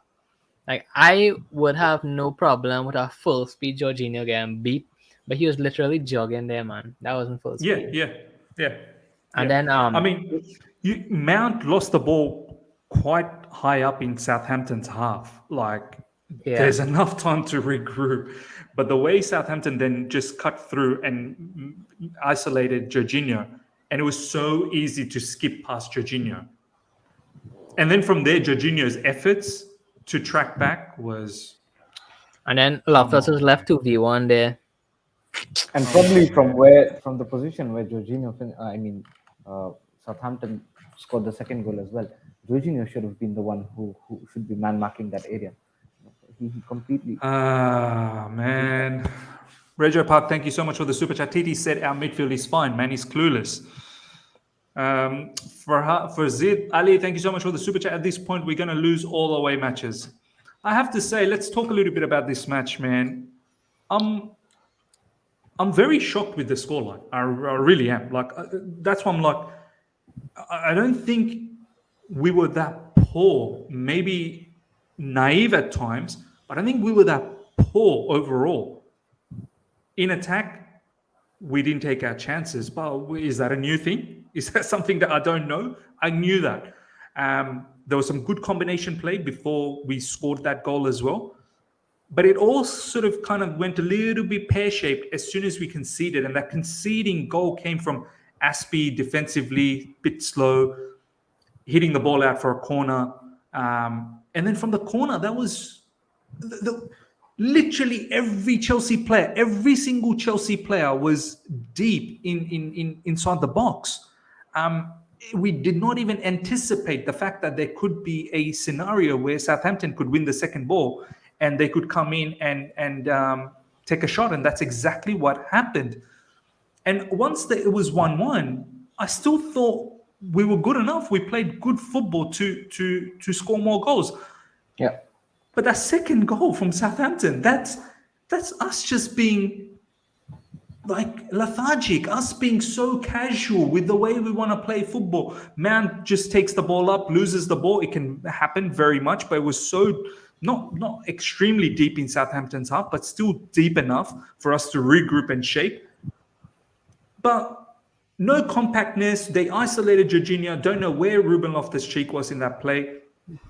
And it was so easy to skip past Jorginho. This is the thing, man. Like, we have still individual situations with Azpi, with Jorginho. Like, there are chinks in our armor that you can target if you isolate players, if you use your brain, if the opposition really does the homework on us and they want to isolate certain players and really put them under test. You can do that. It's not a surprise that Southampton's robust midfield, who they got in midfield, some of these players, Lavia, and Diallo, like these guys are robust, man. They're physical units. Sako fans, thank you so much for the super chat. Why are we signing 10 CBs when even an infant can see that our midfield's soft like cake rusk, and we need someone better than J5? Ishan, I'll go to you first, then we'll go to Ryan. What's your thoughts so far, bro, in that half, man? Now, listen, it's becoming a trend for us, isn't it? We were playing good for a few minutes at the beginning of the game, and then we are just dropping off like some shit in an Indian commode. You know what I mean? This is mad. Why do we lose concentration? Why do we lose focus? And I think so. That's the whole gist of the first half that I've seen. Because for the first few minutes, until we conceded the second goal, even after we conceded the second goal, there were some parts of the game where we lost focus, we conceded, but majority part of the game we were more confident on the ball. The movement was clean and clear. We were playing well, and I thought so, just like you, I thought so. After we conceded one, I thought so we were good enough to come back into the game and score another one. But again, loss of concentration, loss of focus, lethargicness, and just we conceded again. And I think so. I don't know. This has to be fixed. This has to be fixed big time by Thomas Tuchel, because this is one of the new problems that we are seeing. It's a new Chelsea trend. Play good for the first 15-20 minutes, probably score a few goals, probably create a lot of chances, and then in the mid game or mid half just drop. And what's going to happen in second half? That I predicted again. For the first 10 minutes of starting second half, we're going to play very good, probably create more chances, and then we're going to drop off again. It's become a Chelsea trend. But let's see what happens. I hope, all in all, the attackers also today in the first half have been pretty much decent. Havertz, Mount has been playing a pretty good game, but it's just bits and pieces of areas and lack of concentration that we are lagging to one. Or else, I hope I should see a better second half from us. Mount, after that first bit of play, I don't think has been that good since then. And same goes with Havertz as well. After that first sort of 20 minutes or so, up until we scored, they were buzzing.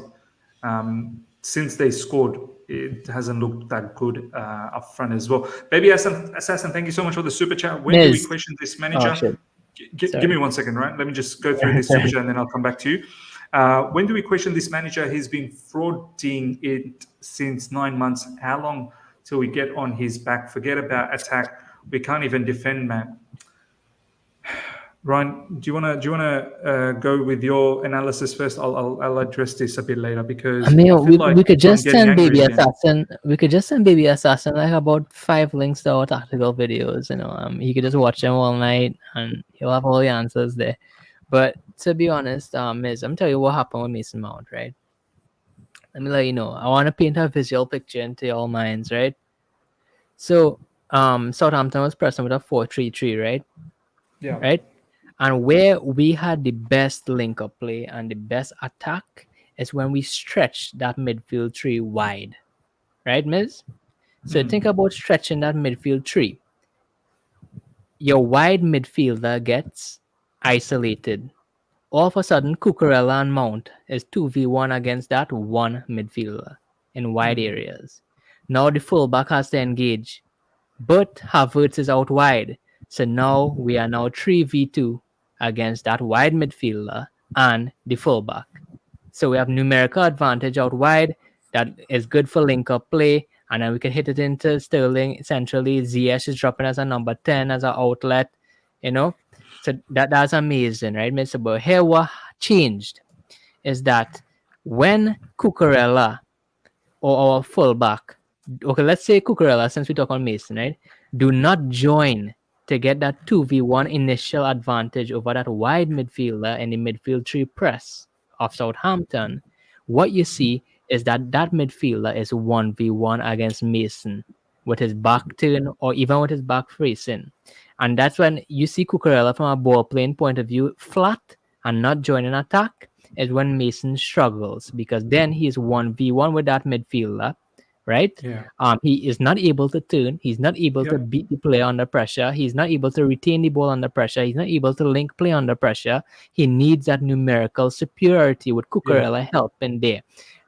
And now Havertz is now cut out of the game because you're not getting the ball past that wide midfielder. Look at the way, Ryan, how we had that good moment just before we scored. It was because we had numbers. It always seemed like we had more players in and around.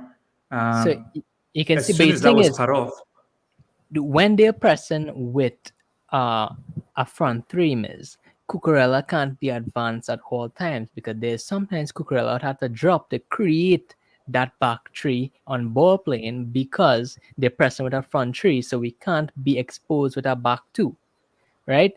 And then Azpi would roam forward, right? Because if you do a back three with Cucurella forward, right, then Azpi would end up being a central centre back. And you can't let that happen. So there's times in the game where Cucurella has to be that LCB in a back three and build up. And that's where Mason struggles because he's not able to have someone to link play with or numerical superiority, meaning that the only way Mason and Kai and these guys do well is when they have numerical superiority. But unfortunately, at the highest level, right? At the highest level, you're not always going to get that superiority. There's going to be half the times in the game you'll have to do it 1v1. And well, the best players in the world could do it, miss 1v2 and 1v3. Exactly. So, Miz, I find that was brilliant for me. Honestly, I surprised myself there because I was watching you two faces for the most of the game. So, guys, it would be amazing to give me a round of applause now, to be honest, man. You'll never applaud me. Give me more flowers while I'm here because I'm going on loan to Barcelona after deadline day.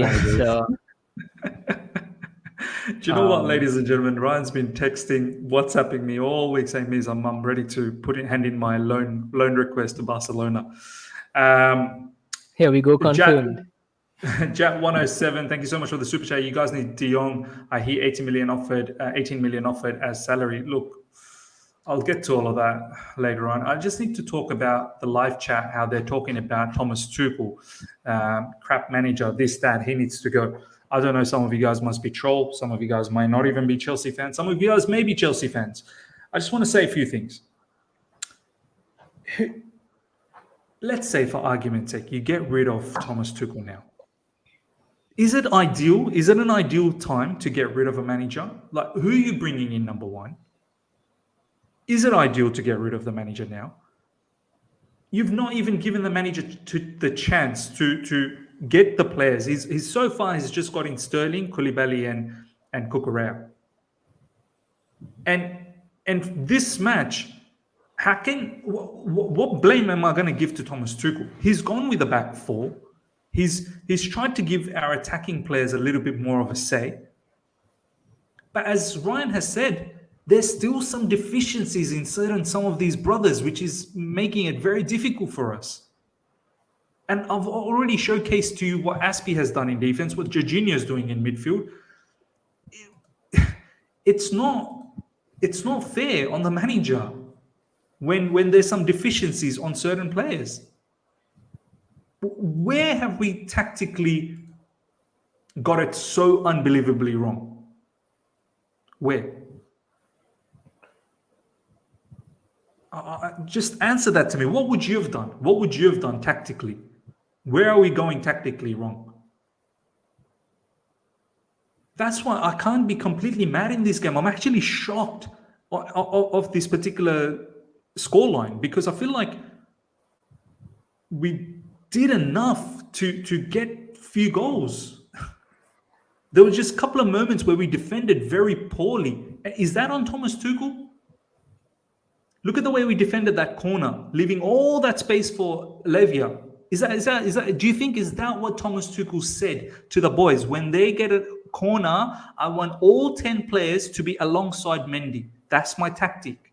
Do you think that's what Thomas Tuchel said?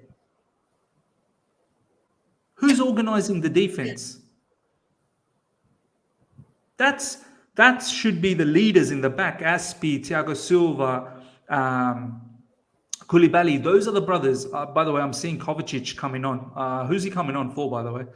Hasha, thank you so much for the super chat. And you guys investing in another centre back for Loftus-Cheek. See, there you go. Why isn't Jorginho off? Loftus-Cheek has been a ghost in this match.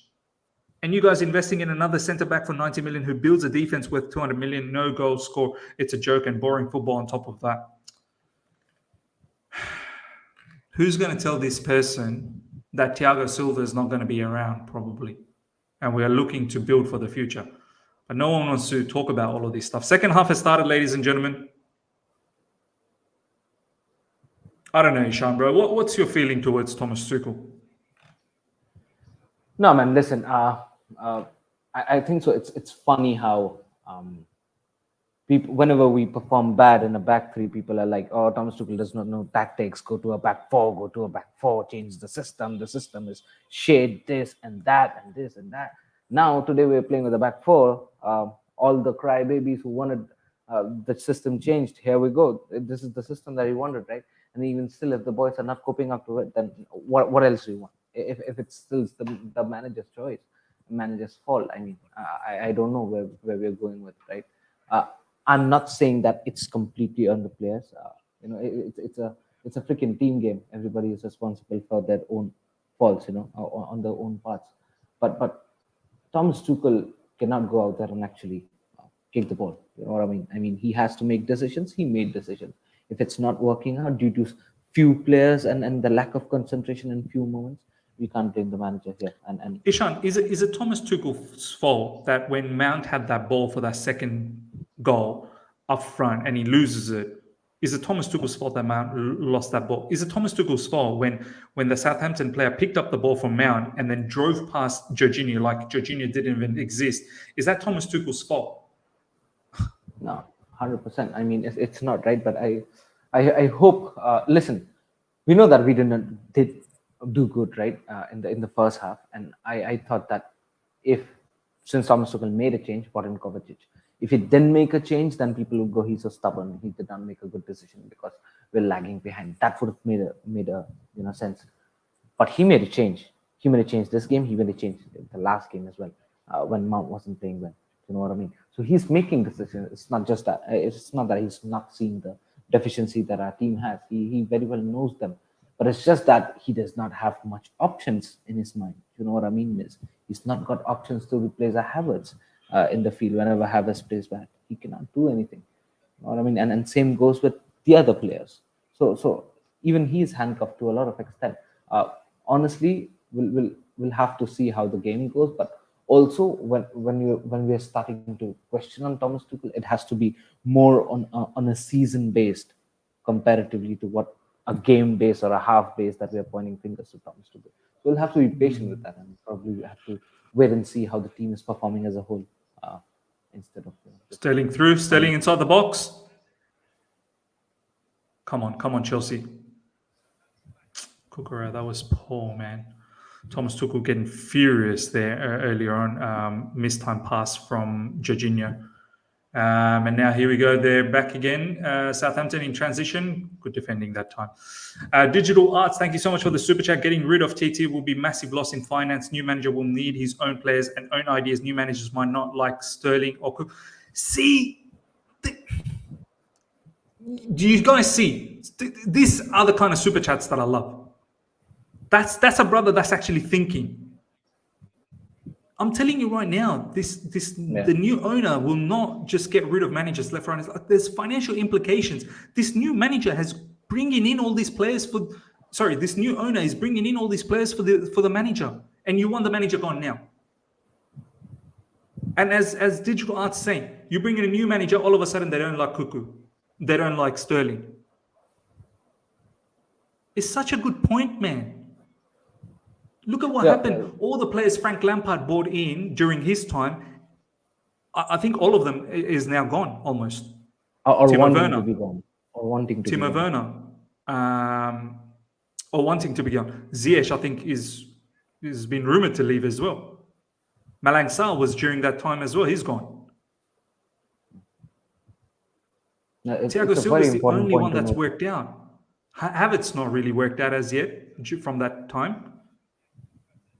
And now you want to bring in another manager so that then we spend another 200 million to give him his players, and then first 5 games he flops, and then you want that guy gone as well. Look at what Arteta probably should have been sacked 9 times. And now they're in a position where, I kid you not, they're looking good. Just got to stay a bit patient, man. I'm not saying don't blame Tuchel, but to say Tuchel out, you're not serious. You're really not serious.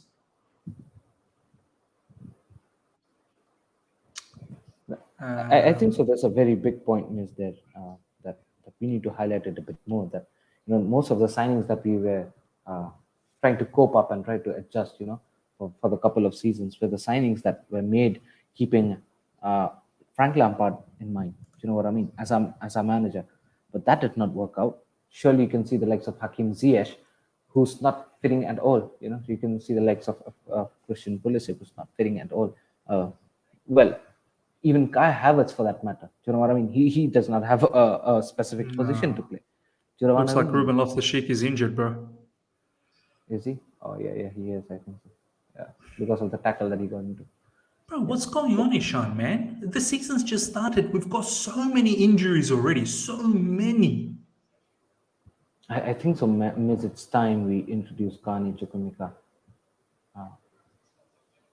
I don't know what we're waiting for. I don't Or understand why he's maybe being just let Billy introduced. Gilmour in.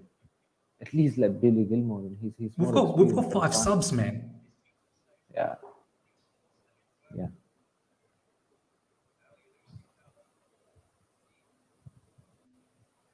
I have to I have to be honest though, Ishan. Yeah. We need to win this. We need to win this. Like, there's no two ways about it. Like, oh, what a poor pass from Koulibaly. Now you see when you know there are trolls in the chat. Look at this. Look at this. When you know there are trolls. Oh my God! What an incredible save that time from Cucurella. Oh my days! That was brilliant. But did you see how that started, Ishan? From that unbelievable pass from Koulibaly? Yeah. Unbelievable pass of man. Again, sometimes seems like Sterling has no options to pass, and he tries to overdo things and then loses the ball as well. Probably, you just could see even in this instance where he was looking for someone to pass the ball, and there was nobody around. Everybody was probably thinking Sterling would scoop it. And did you see in that sequence as well? Once again, so easy for the Southampton player to go past Azpi and whip in across. Yeah. This is what I mean. It's just there are certain individuals that are weak points for us. It shouldn't be so easy for opposition to whip in crosses. It shouldn't be so easy for the opposition to just glide through our midfield. Like players don't even exist. Also, like, means we're trailing 2-1. It's not we're leading. And there you go. Do you see Azpilicueta? What can I say, man? He just gives the ball away to the Southampton player in an attacking position, man. How can we operate like that? You're in an attacking position and Azpi just lays the ball back to the opposition.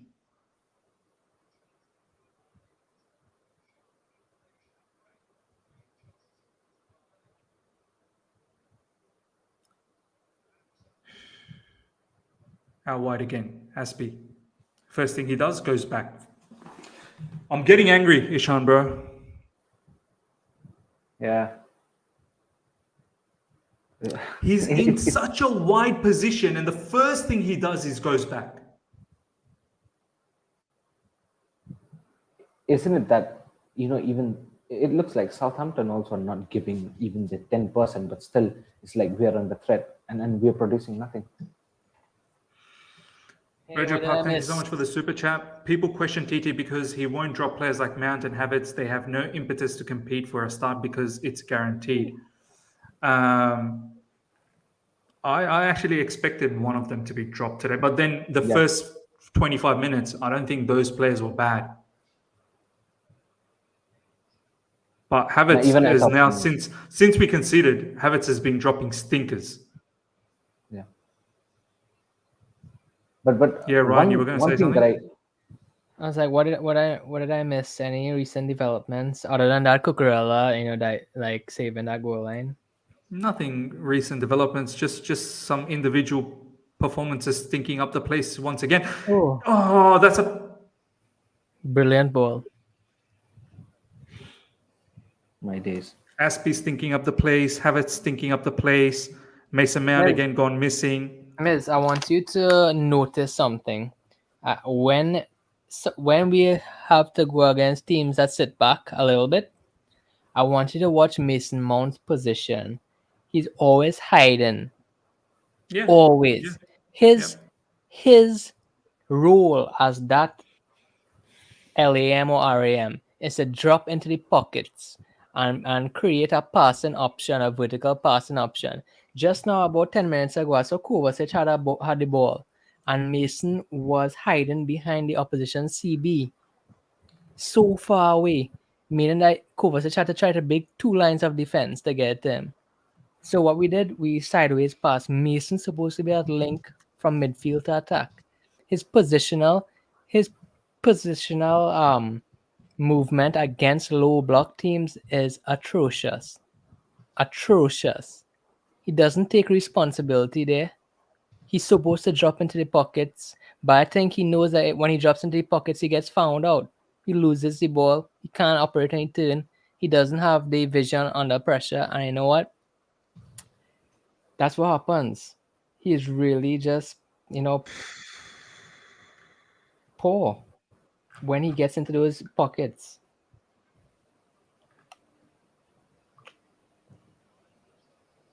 Yeah.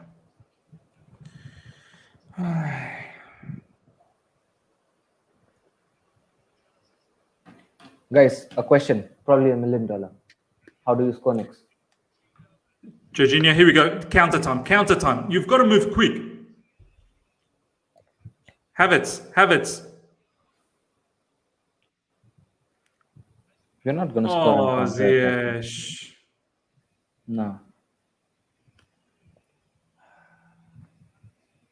Offside. Which offside? Oh my God, Havertz. No. Boys, I'm just gonna go to pray because this is too funny. Havertz was actually offside. What are you doing, bro? Why? Where's your? Do you have a brain? At this point, I need to question: do you have a brain? Do you actually have a brain? You're offside. I'm gonna go pray. Pray to the Almighty that it turns around for us because we are playing stupid again. I'll be back. Meanwhile, Ryan. Yeah. What's happening? By the way, Ishan, take charge of the super chats, bro. Yeah. No worries. Yeah. Where did we pick up? Did we miss any super chat meanwhile? No. We just have. How does one guy say my voice is annoying? I mean, shout out to you, bro. I hope you're enjoying the stream. Drop a like, subscribe. By the way, Lani Banovnos. I hope I did not butcher that, but big up to you, my man. Thank you for the super chat. Let's blame Mount for conceding 2 minutes and 45 minutes. Ryan, your thoughts on this comment? My thoughts is that I'm gonna screen capture this and cut out the comment and just have you reading out that line. To be honest. Oh my days. That is my thought. But Ryan, I would say that defensively, how do you think Mount has been? I mean, listen, when Mount used to play for us in the first season, he used to be a massive player for us, even defensively, right? Even when we were on transition on the receiving end, he used to be a big player for us, I believe. I feel that sort of ability has diminished in Mount. Do you know what I mean? And now it's more like he's become a conservative player. His abilities are now constrained. What do you think? Yeah, a lot of people. I mean, defensively, I get it because his positioning is like a LAM, RAM, right? And it really depends on how Tuchel wants us to defend, whether it is pressing highly or sitting back. So I think he does as good as Sterling and Havertz and Ziyech at pressing. What I mean is that you're completely right. That first season, he really stood out. He used to be like chasing that ball like a pack, you know what I mean? A pack of wolves and actually winning back the ball. Like what I really loved about Mount before, like last couple of seasons, is that he used to press with the intention of winning the ball. And I feel like now it kind of have a switch where tactically our whole attack presses with the intention of applying pressure instead of trying to win the ball. because sometimes a press could be kind of to move the opposition in a certain direction instead of actually winning the ball there. So I think that's what Chelsea does a lot. So I don't think it's a mount thing. I think it's a tactical thing probably. No, 100% agreed, man. But you know what the worst part is? Even having Conor Gallagher red card and probably not starting at the best, for the season. I'm not sure Thomas Tuchel would want to replace Conor Gallagher for Mason Mount, where I feel that he should have been the first pick. After if you have thoughts of substituting Mason Mount, so, I don't know. Ryan, I always thought that for Conor Gallagher, I know it is irrespective of the game today, but I thought that he could have been a good replacement for Mount in the squad. In the LAM. Mason Mount, Conor Gallagher. Yeah, and I thought that Conor Gallagher is never a good player for double pivot. What do you think? I think, you know what? I don't think he's a double pivot player either. But if you watch his heat map at Crystal Palace, it's really down to the right hand side. So I think that if he were to play this game, he would probably play in that Ziyech role as that wide midfielder. Would he do a better job than Ziyech did? I think Ziyech did really good for 30 minutes, but I haven't seen him since, to be honest with you. So regarding to Connor, I would like to see him in wide right midfield, whether regardless of formation, I want to see him in that zone, wide right hand midfield.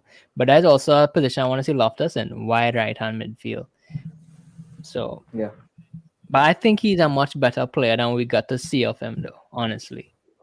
And I think being in a double pivot, you could really see how tough it is to operate there.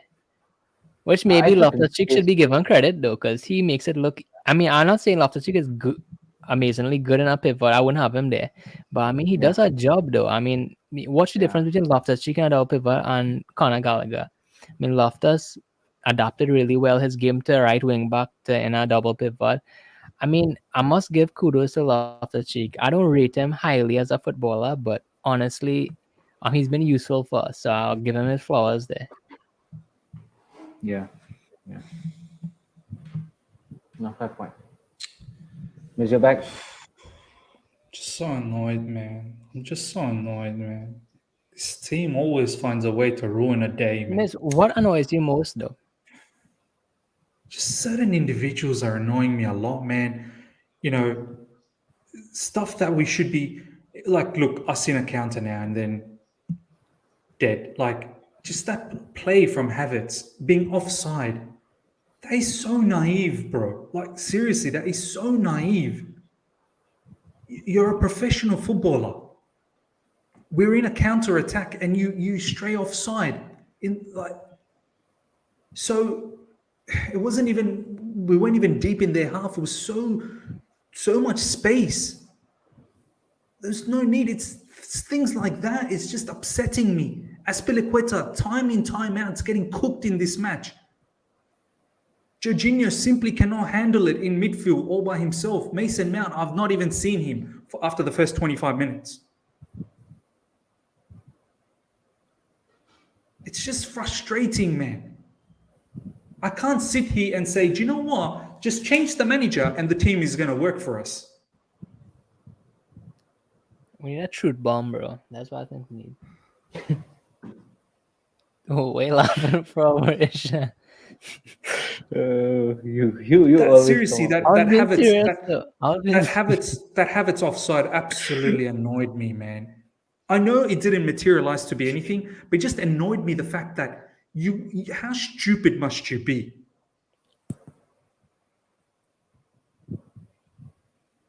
It's sad to say you're meant to be one of Germany's finest. How stupid is that? And this isn't even the first time. You're regularly offside now.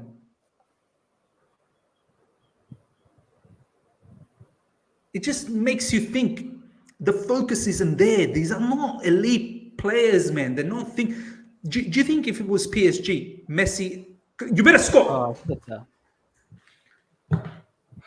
All right, Ishan. So back to me and you now. We might have to take over the show. Man. Oh, wait, Oh bro. my The days, question. this. Wallahi, I'm finished. That's Miz right now. Oh my days. Wallahi, I'm finished. No. This is where my blame comes for Thomas Tuchel. Yeah. Was there any When pressure you've on seen- him? Was there any pressure on Havertz for that header? Was there any Man, pressure? that's Out for who? man. Havertz out Oh, for there who? you go. Havertz is off. Okay, fine.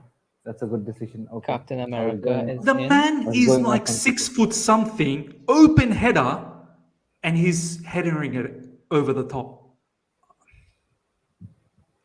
Broja coming on. All right, bro. So can who you went do off? Is something? Cucurella off as well? Yeah, Cucurella off as well. I think. Did Thomas Tuchel just point at 3? Yeah, I think it's 3 at the back again. You know what that means, guys? We are back at it. 3 at the back. Come on, get in. This is why I always. This is what I was born for. This is why I watch football for. 3 Back four CDs. didn't.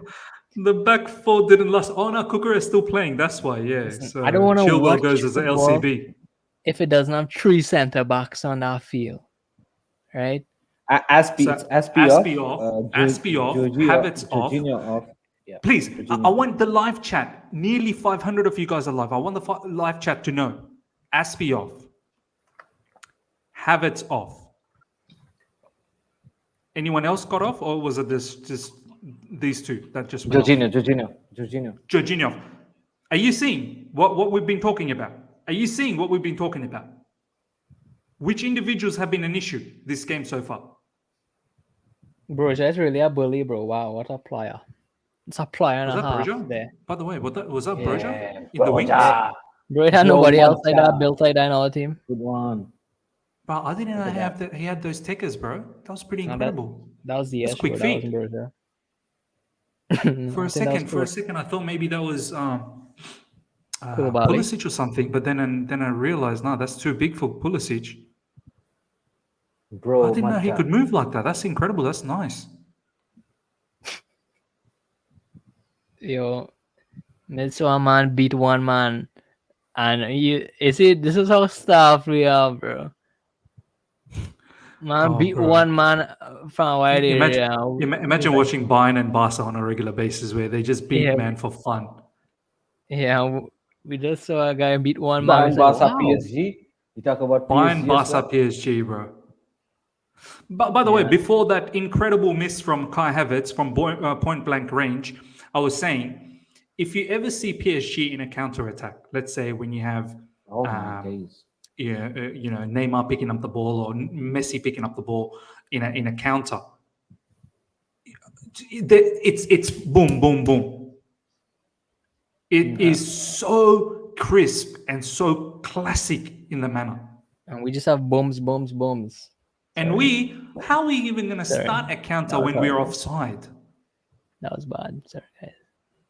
And then Havertz with all that height, bro. Chop that height off, bro. Chop yourself off and become a Lisandro Martinez kind of a player, bro. That height means nothing to you. All that height for what? You get into the penalty box, open header, no one to pressure you, and what you do, you want to put the header, sky the header over the top. You didn't even hit the target. That's such a shame, bro. At least hit the keeper. And Bro. Miz, At least make the keeper make a Miz, save. calm down. He isn't a number 9. He's a 9.5. Okay, so I don't care if he's 9.5 or 9.75 or 9.85. I don't really care. At the moment, he's 0.5 for me. nah, Miz, bro. It just took my joke from last stream. It just ran into it, bro. Damn. Oh, yeah, you did say that. I just remember someone did say that. Oh, Damn. look, bro. What happened? Oh my days, this guy is falling Why? like a London bridge.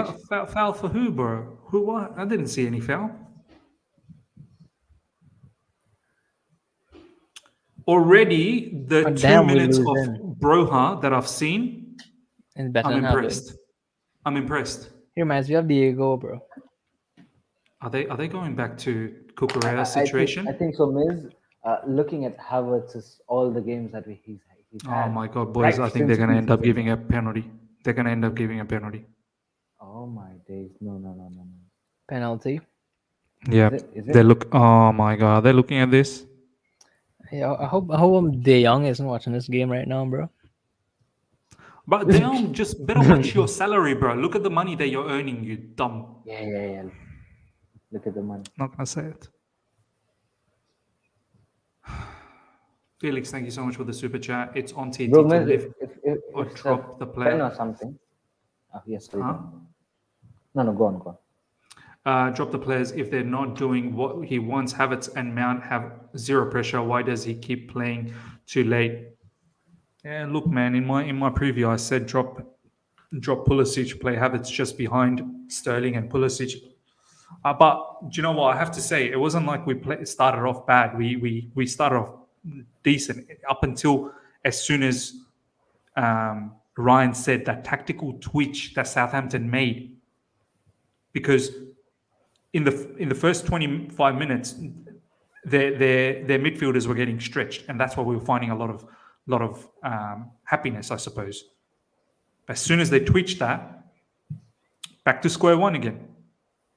Some of you guys might say, well, you know, what's Thomas Tuchel's response? There isn't always a response tactically. This is where you need the individual players to do their job. If you rewind to when we were playing good link-up play and we were happy here, right? I said it. The good link-up play was just there because the numerical advantage. I said it and people were saying I was being negative. But I said that when it comes time that someone has to take personal responsibility, and their man marked 1v1, it's going to be a different story because we saw it for nearly 2 years. So just because link up play for 45 seconds, not going to change my mind on that. You know what, Ryan? Post this match, maybe not today, maybe in the morning when you wake up or something. I think there's a point to make. Tactically, we need to do a show here because that was such an incredible point that you said. There was a reason why we were just opening up Southampton, and as soon as they tweaked that, it fell back to how we always see football with Chelsea Football Club. Yeah, we could do a show. We'll talk. Yeah, we'll plan a time. Because as soon as you said that, bro, I'm pretty sure like Ralph Hasenhuttl is not a stupid manager. He knows what's going on. He said, "Boys, we just need to tweak it up a little bit here." And boom. I wonder if he's gonna cry when he beats Tuchel, another German manager. Like he cried when he beat Klopp. Oh yeah. But honestly, miss, this squad that we have right now, if we don't make additions, is a worse squad than last season, which is alarming because people are clearance of the line there. Could have been three. God. At this point, I can't even say we deserve to be back. If anything, Southampton deserves to actually whoop us. Have we did anything attacking wise since yeah, we did. The 30th minute. Offside from Havertz and a missed header. Yeah, other than that, was there anything like good? My. Did you guys see just how Silva saved that with a back heel clearance? Yeah. I'm not even surprised though. I'm not even surprised. He's the only one. And Mendy's like just watching the ball go. Mendy's like just watching, looking at it, looking the ball. Oh, that's a dumb foul to give away because it's gonna. You can't give them too much fouls now because they're leading. Oh, that was neat. Silva. Oh. That's a 3-1 right there, bro. That's a 3-1 right there. Apparently, Silva, having constraint on hands, could backflip that goal, and Mendy couldn't react that at all. How? Having Boys, I'll be honest. Southampton deserve to be 4-1 here. Yeah. I'm not even kidding. This second half has been shambles. At least in the first half, there was something to be.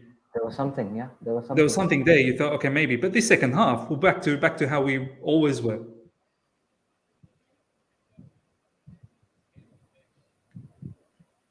Yeah, I hate how we're playing now. This is all Jorginho's fault.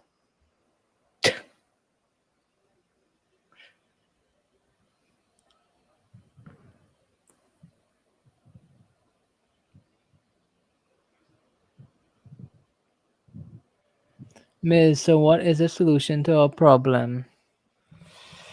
Damn, bro, you're gonna stress out this man more, bro. What a deep question. What a deep question. Look, solution to our problem is Replace the simple, man. players who doesn't Replace have the the players. quality needed. Replace the players. The same. That's Simple as all. that. Simple as that. I don't know how Replace more straightforward we can be. I'll say Look at Broja. Look at Broja. And then who did he pass it to? God. Who did he pass it to? My God. Pulisic. At least he won the ball back. Yeah, Well done, Pulisic. Good pass. Good Come on, pass. Sterling. Oh, man. Good though. Good pass from Ampadu. Even though it didn't reach like that, it was a good try. You know what? This is gonna sound crazy, Miz. But out of Havertz, Mount, and Pulisic, I rate Pulisic the highest. That's crazy. And that's probably not even a compliment, is it? No, it's not. You know, I don't really rate Pulisic like that. If it was up to me, I'd replace all three of them. It's like saying 3 buckets of crap. Which one is the better one? No way you just call Mount a bucket of crap, bro. I'm gonna clip this and post it on Twitter. You heard it, bro. How dare you? Upset, man. I'm just upset. I'm just upset. By the way, has anyone seen Mount this half? Is he there? Or is he substituted? No. Is he still on? I don't know. This is why I don't get carried away when Ziyech does well, you know. This man didn't see his brother since the 28th minute. Yeah, Ziyech is another one. Is gone missing. Yeah. In fact, to be very honest, guys, even a player like Sterling is been missing the second half.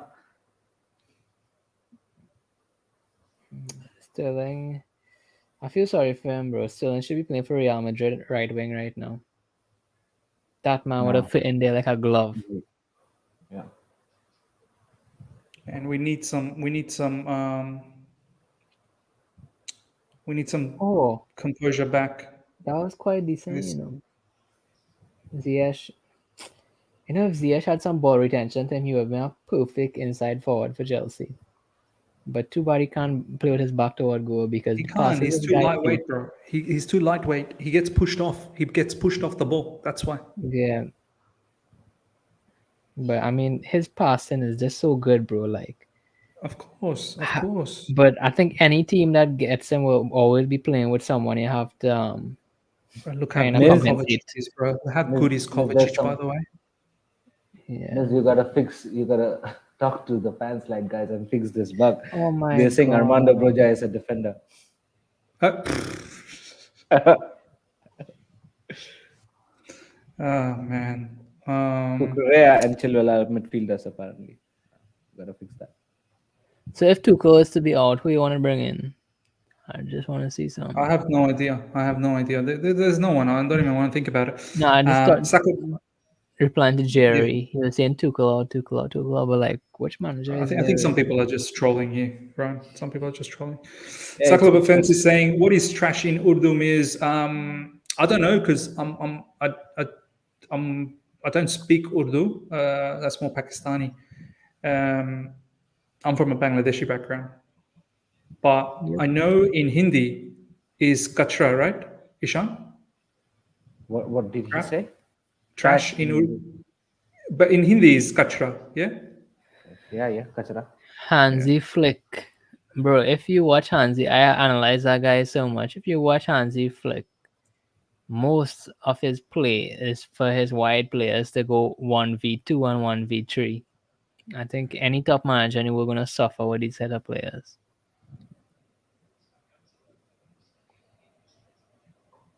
So Hansi Flick not going to magically make these players any better, honestly. We need to just replace them, bro. Honestly, like, I know if I'm going to get angry anymore, bro, it's like, we just need them gone, to be honest.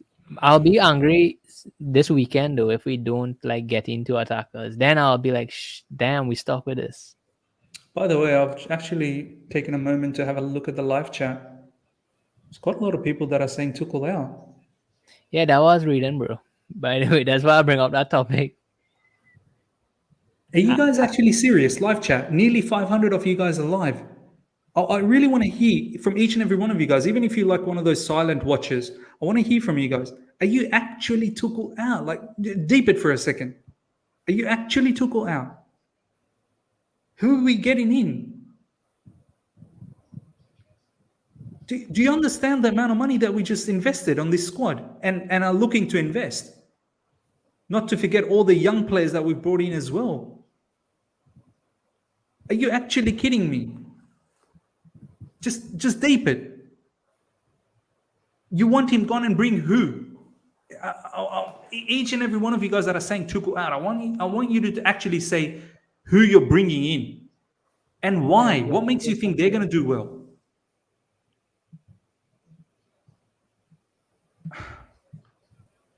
Sarri didn't survive. Lampard didn't survive. Prior to that, Conte didn't survive. If world-class managers like Sarri and Lampard can survive, well, I don't know. By the way, that was close. I What got a happened there? smile. Was it Miz. Pulisic? That was, I had to sacrifice Lampard to make Miz smile was during these hard Broja, bro. times, bro. You Broja. did, bro. You did. Oh, that was Broja. Potter. Bring in Boy who Potter. lived. It's a good one, Sartak. Yeah. Let's go to Brighton and say, Potter, come to Chelsea. Now. Potter. I thought you all don't like three at the back. And then Sartak will be the first one after 3 games of Potter getting 3 draws for us, saying Potter out. Potter out. Yeah, that's exactly what's happening. Sartak is the kind of fan that just wants, as soon as they don't work, get rid. And just keep getting rid of them until one works for a little while, and then get rid of that person as well until they don't work. I blame. Look, as much as we want so much under Roman, but I do blame Roman for creating this attitude in our fan base. Sack. My days. Yeah. Let someone at least do the job, man. Like, you gotta.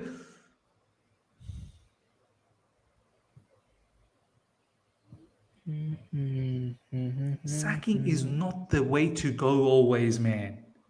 You got to stay honest at times. Got to give time. Unless it royally goes wrong. Royally. Miz, when Mason receives the ball at LCM, what does he do? For people to be attacking me, saying that he's attacking it. Because beside that one pass he put earlier. Bro, besides that first 25 minutes where he looked a little bit lively, a couple of things he did, I've not seen Mason Mount in this game. And this isn't even Mason Mount. Look at this Hollywood pass from Mason Mount. Did you guys see that? Did you just see what Mason did? That Hollywood pass. Did you like it? Clap. Round of applause, everyone. Let's stand up. Hollywood pass. Oh my days. Man said Hollywood pass.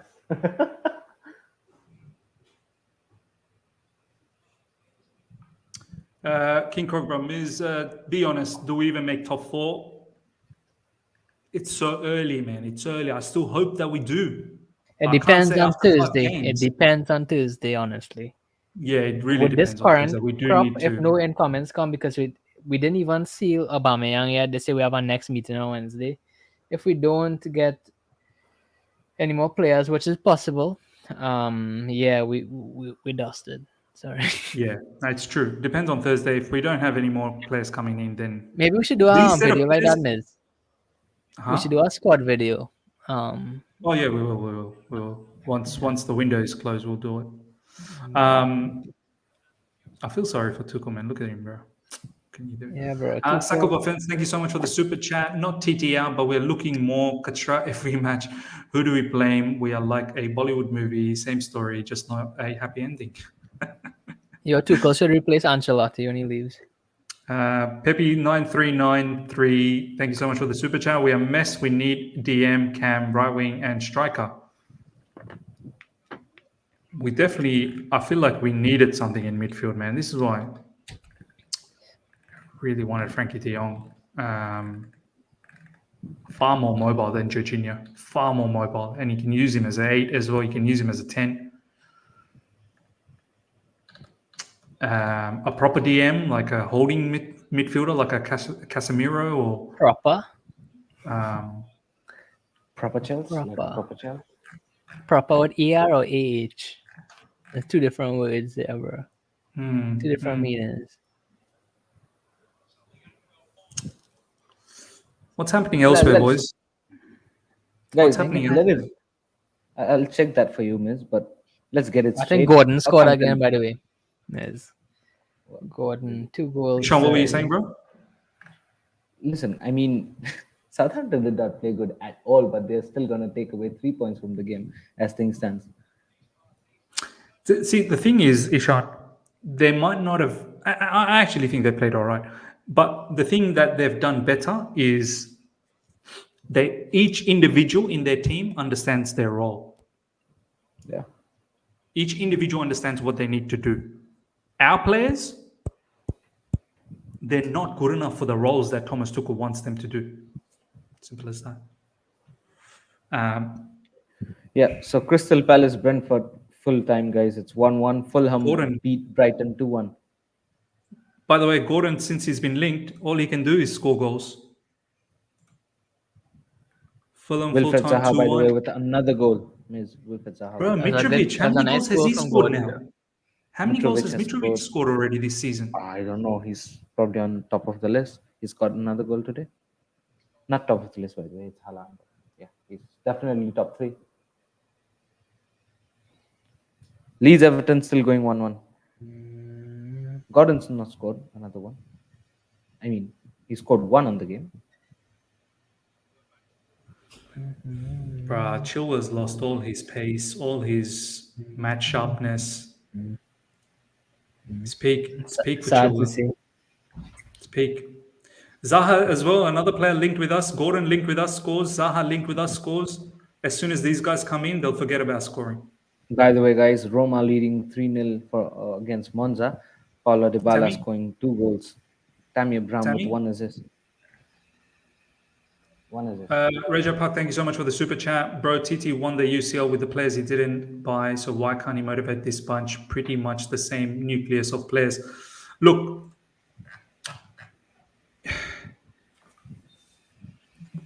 that particular moment, it was an insane situation. Like, we won the UCL, but by no means we were favorites. Something strange happened. It shouldn't have happened. Let me make that clear to you. And as Ryan has said it many times in this channel, there was a lot of teams that didn't pick up on how we were playing the 3 at the back and how we were pressing, how we were playing with the 3 up front with our wing backs. A lot of teams didn't pick that up. It was new, the way Tuchel was playing that with Chelsea. As soon as that was figured out, though, the flaws of the individual players started to show. I'm not hiding the fact that Thomas Tuchel should be doing better to get the best out of some of these attackers as well. I know. But then Thomas Tuchel, at that point, was relying on his players to do the individual stuff that they're required to do, 1v1.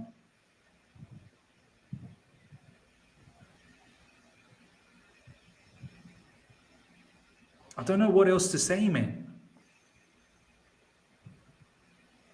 As soon as teams started figuring out that three front 3, the back 3, they started defending with 5 at the back, and then we went back to our normal ways where we didn't know how to open up the opposition because some of the players are just not creative enough.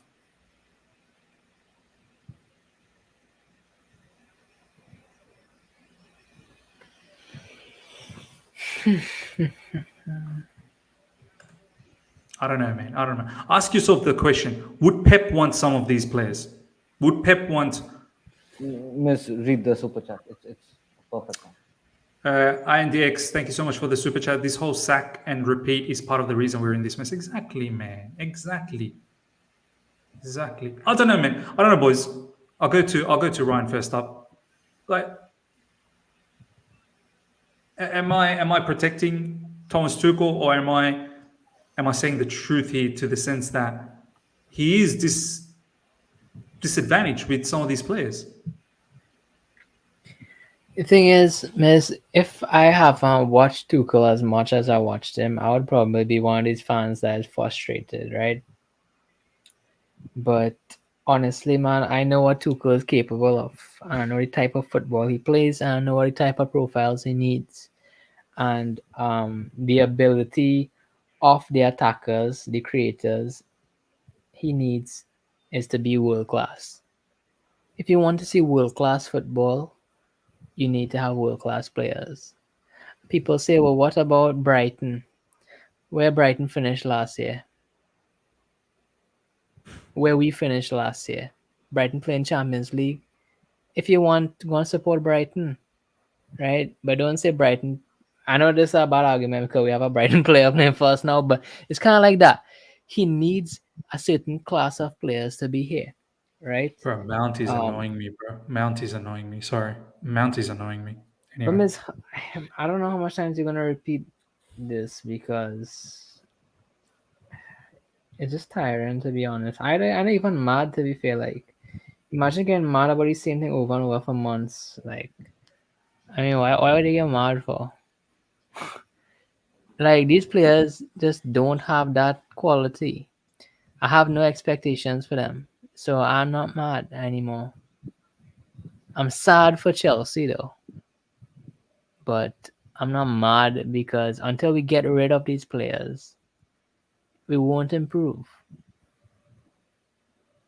I'm telling you, as long as Havertz and Mount is starting in our front three for this team, we won't be a world-class team. End of discussion.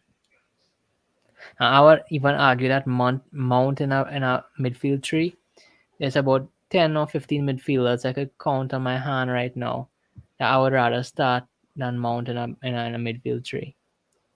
There's simply just players that is just not of the world-class quality we need.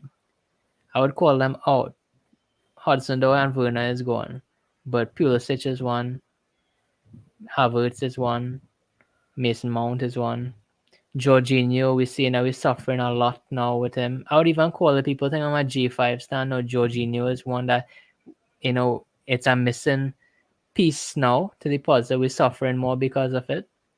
And well, we can't really count Azpilicueta too much because he's not a starter. But if you see the main thing there is what I'm talking about, it's our front three. It needs surgery, and that's why I think that Aubameyang alone is not enough.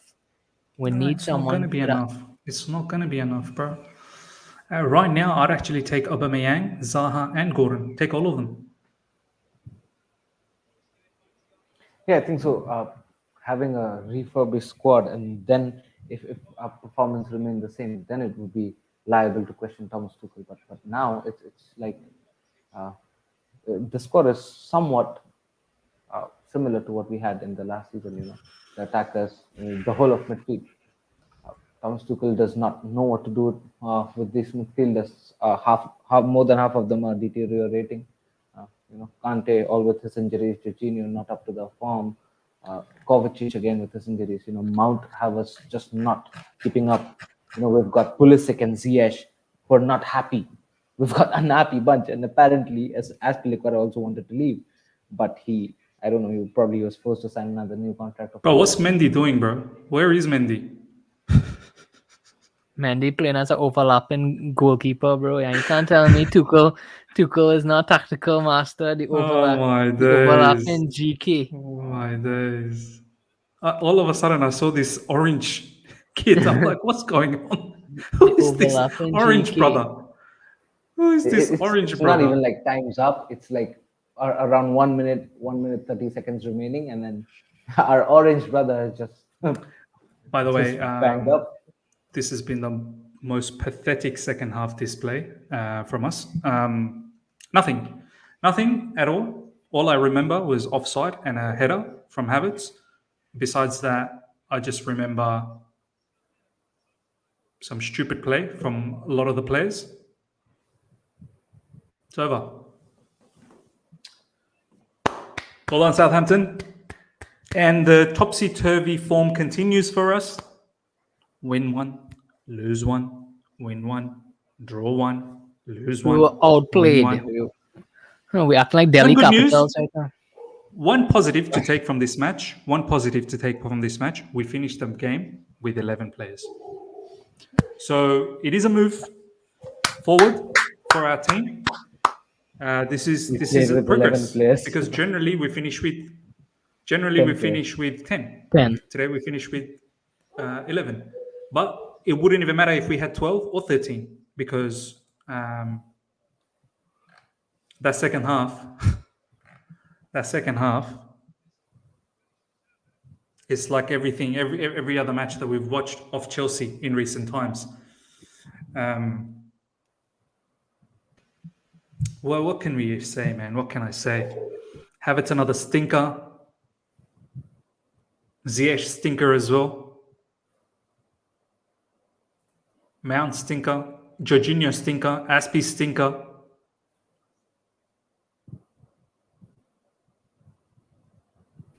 Ryan, tactically, I want you to highlight that point when we were enjoying all of that moments before we scored, and then what Southampton did, which then brought us back to how things were status quo. Do you mind just explaining Can we to that? do it now? Yeah, can you?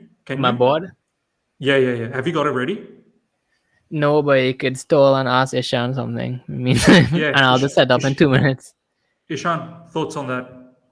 Ishan told. Yeah. Ran, do you want to go long or do you want me to finish quick? No. Talk, bro. Talk. We know you finish quick all the time, but this time you need to last a little longer. So go. We need long lasting here, bro. Long last. Yeah, I need to get this board out, bro. So where do I start? Yeah. You know what, Ishan, I want you to be brutally honest. I want you to actually say from your heart. Yeah. Forget about anyone's influence. Forget about the live chat. Forget about tactical. I want you to talk from the heart. Yeah, no, listen, I don't have to worry, in terms of talking to her. I'm always honest because I don't use Twitter much and I don't have another apparently YouTube channel. So I'm probably you'll get the most unfiltered version, talking about the game, listen, like I told you guys, it's been a trend now. I really don't understand this. It's like the pre-match talk, that the boys get from the manager. They're all pumped up and it gasses out for 20 minutes. It just gasses out for 20 minutes. That's what I'm seeing for the past few games. In fact, since the beginning of the season, for the first 15-20 minutes, we give our all out. There are lots of chances created. We look good in terms of one-touch passing. Guys like Mount looks good. Havertz looks good. Everything looks good. Our defenders are, on top of the game. We're good with possession. Jorginho is like one-touch passing, like, some Andre Pirlo or something. And we probably score a goal or probably miss a lot of chances. And then what happens is that everything falls down. Everything falls down. And we just lose the track. It's so agonizing. I really don't know what's happening. My concern is Thomas Tuchel losing the dressing room, or the players are not abiding to him, because I'm sure of the fact that Thomas Tuchel does not want us to play this way. I'm sure of one thing, because he does not look happy at all. It's not like he looks clueless. He surely knows the way out, probably. That's what I feel, because I feel he's a good manager. He's a decent manager. But he knows the way out. It's just not being applied on the pitch.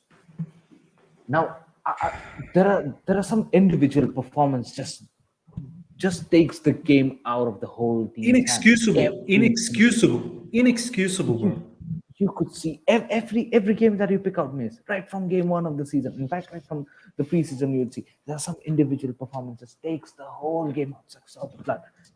We saw that Mendy horror show, and after that, we just got derailed. The whole team got nullified, demotivated, and we were nowhere on the ground.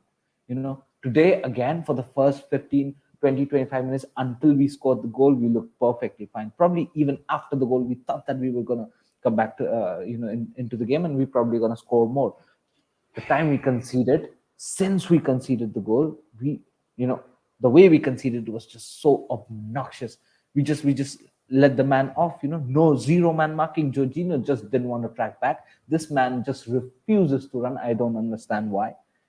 We left a whole gap open. They scored. It was an easy finish. Mendy got a hand on it, but it was inevitable, the goal, because the gap was so high. He could simply, rack it up onto the bottom corner. We conceded. And next, again, I mean, even after that, even after conceding twice, we were not just in the game. It's like every time guys like Mason Mount got anonymous after we conceded, got anonymous. Kai Havertz ghosting. This guy misses chances. Bro, I'm fed up with Kai Havertz, bro. I'm actually now fed up. Like I had trust in him. These guys needs to be dropped. Straight talk. These guys need to be dropped. They won't understand this.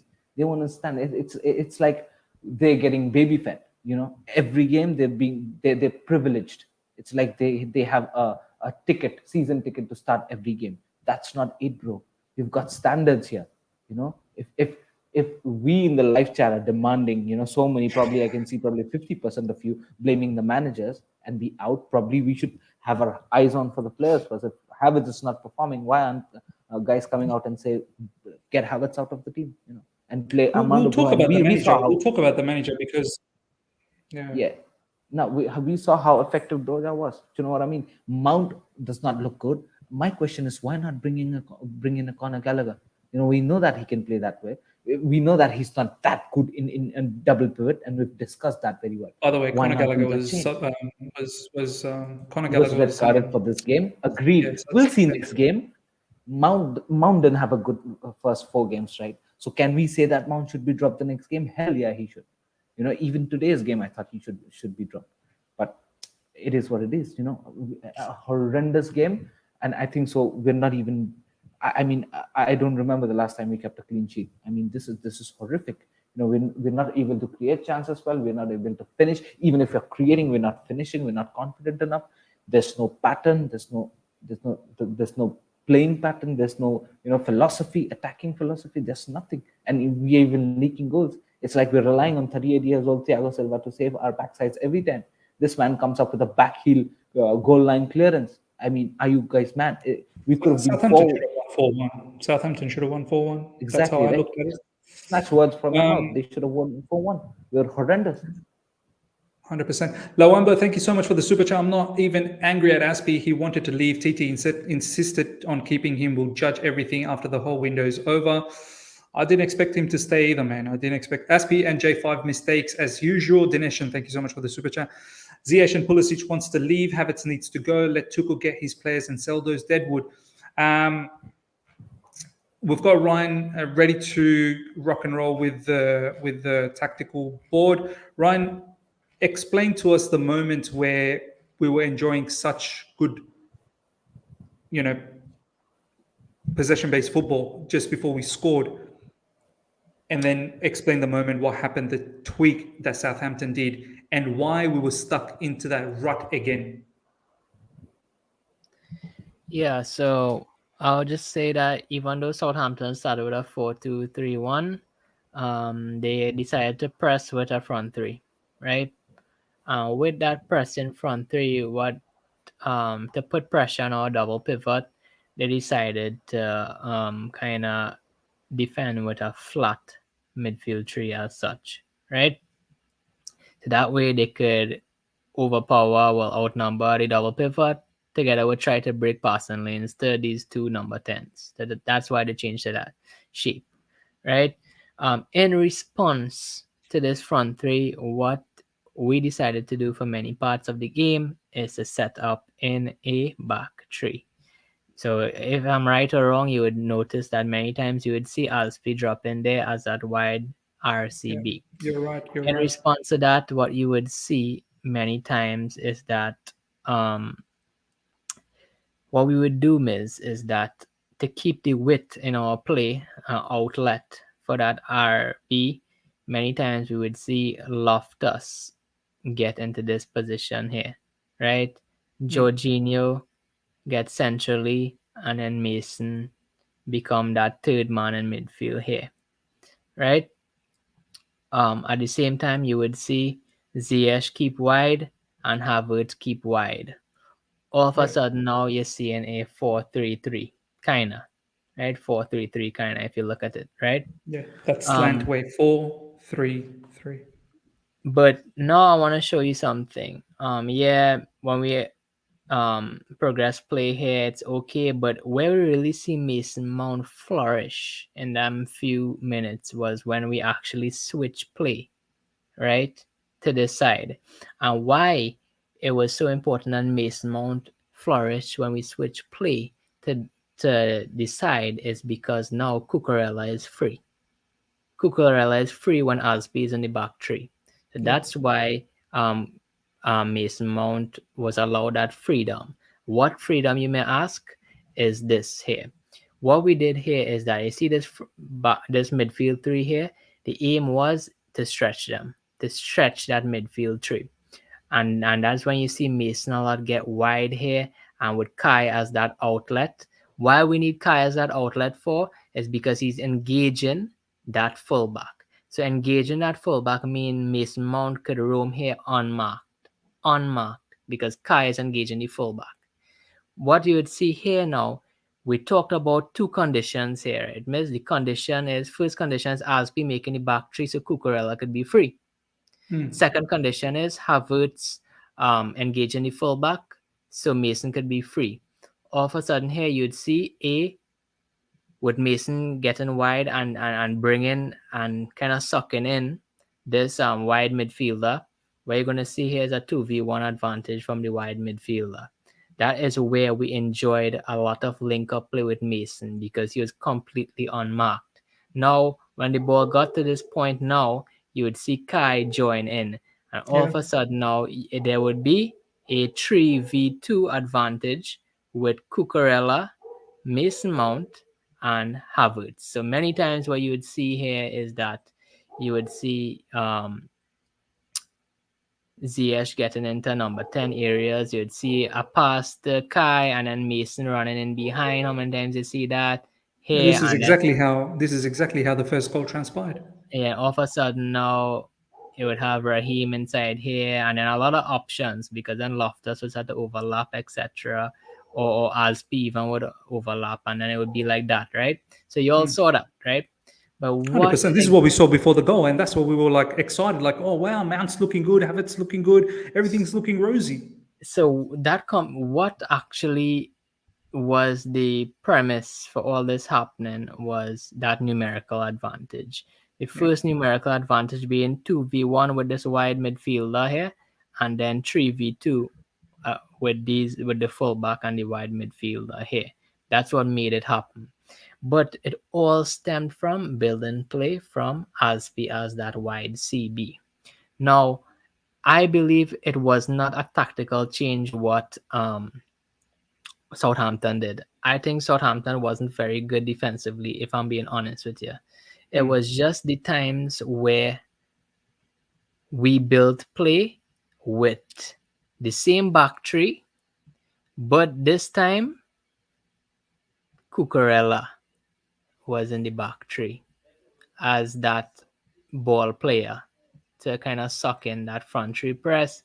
Now Aspi roam forward to overlap. That is where you'd see Ziyech coming as a 10, etc., etc. Same DM movement here. You'd probably see instead of Loftus-Cheek being wide, you'd see Loftus getting to a more number 6 role now. True. And then you'd see Jorginho more here, right?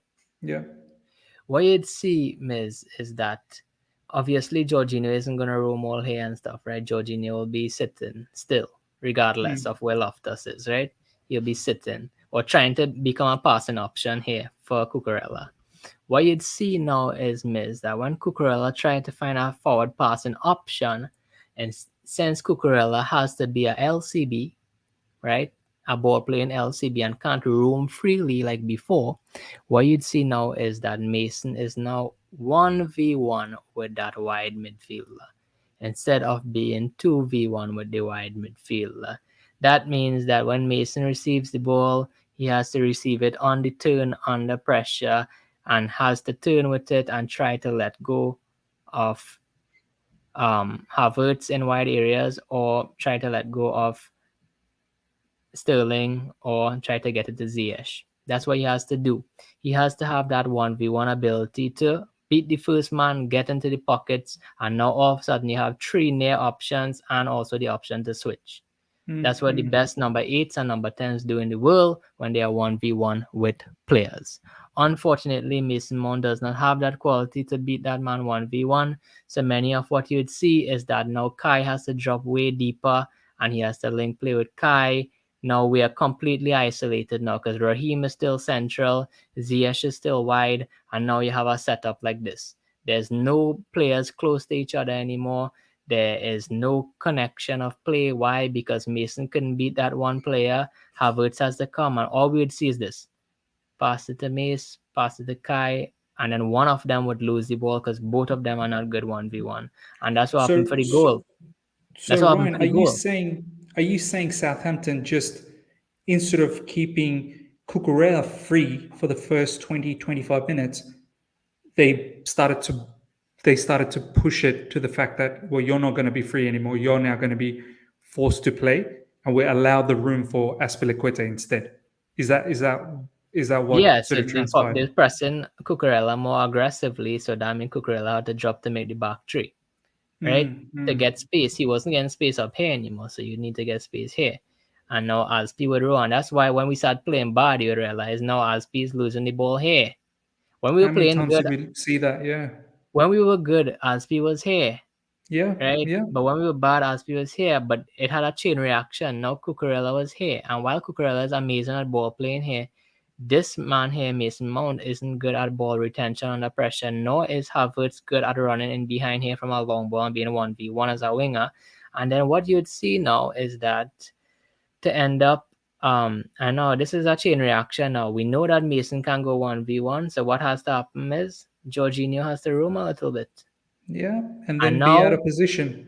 Now, all of a sudden, what you're seeing here now is that Mason lose the ball, Jorginho out of position. This is exactly how that second goal happened. This is exactly how that second goal happened.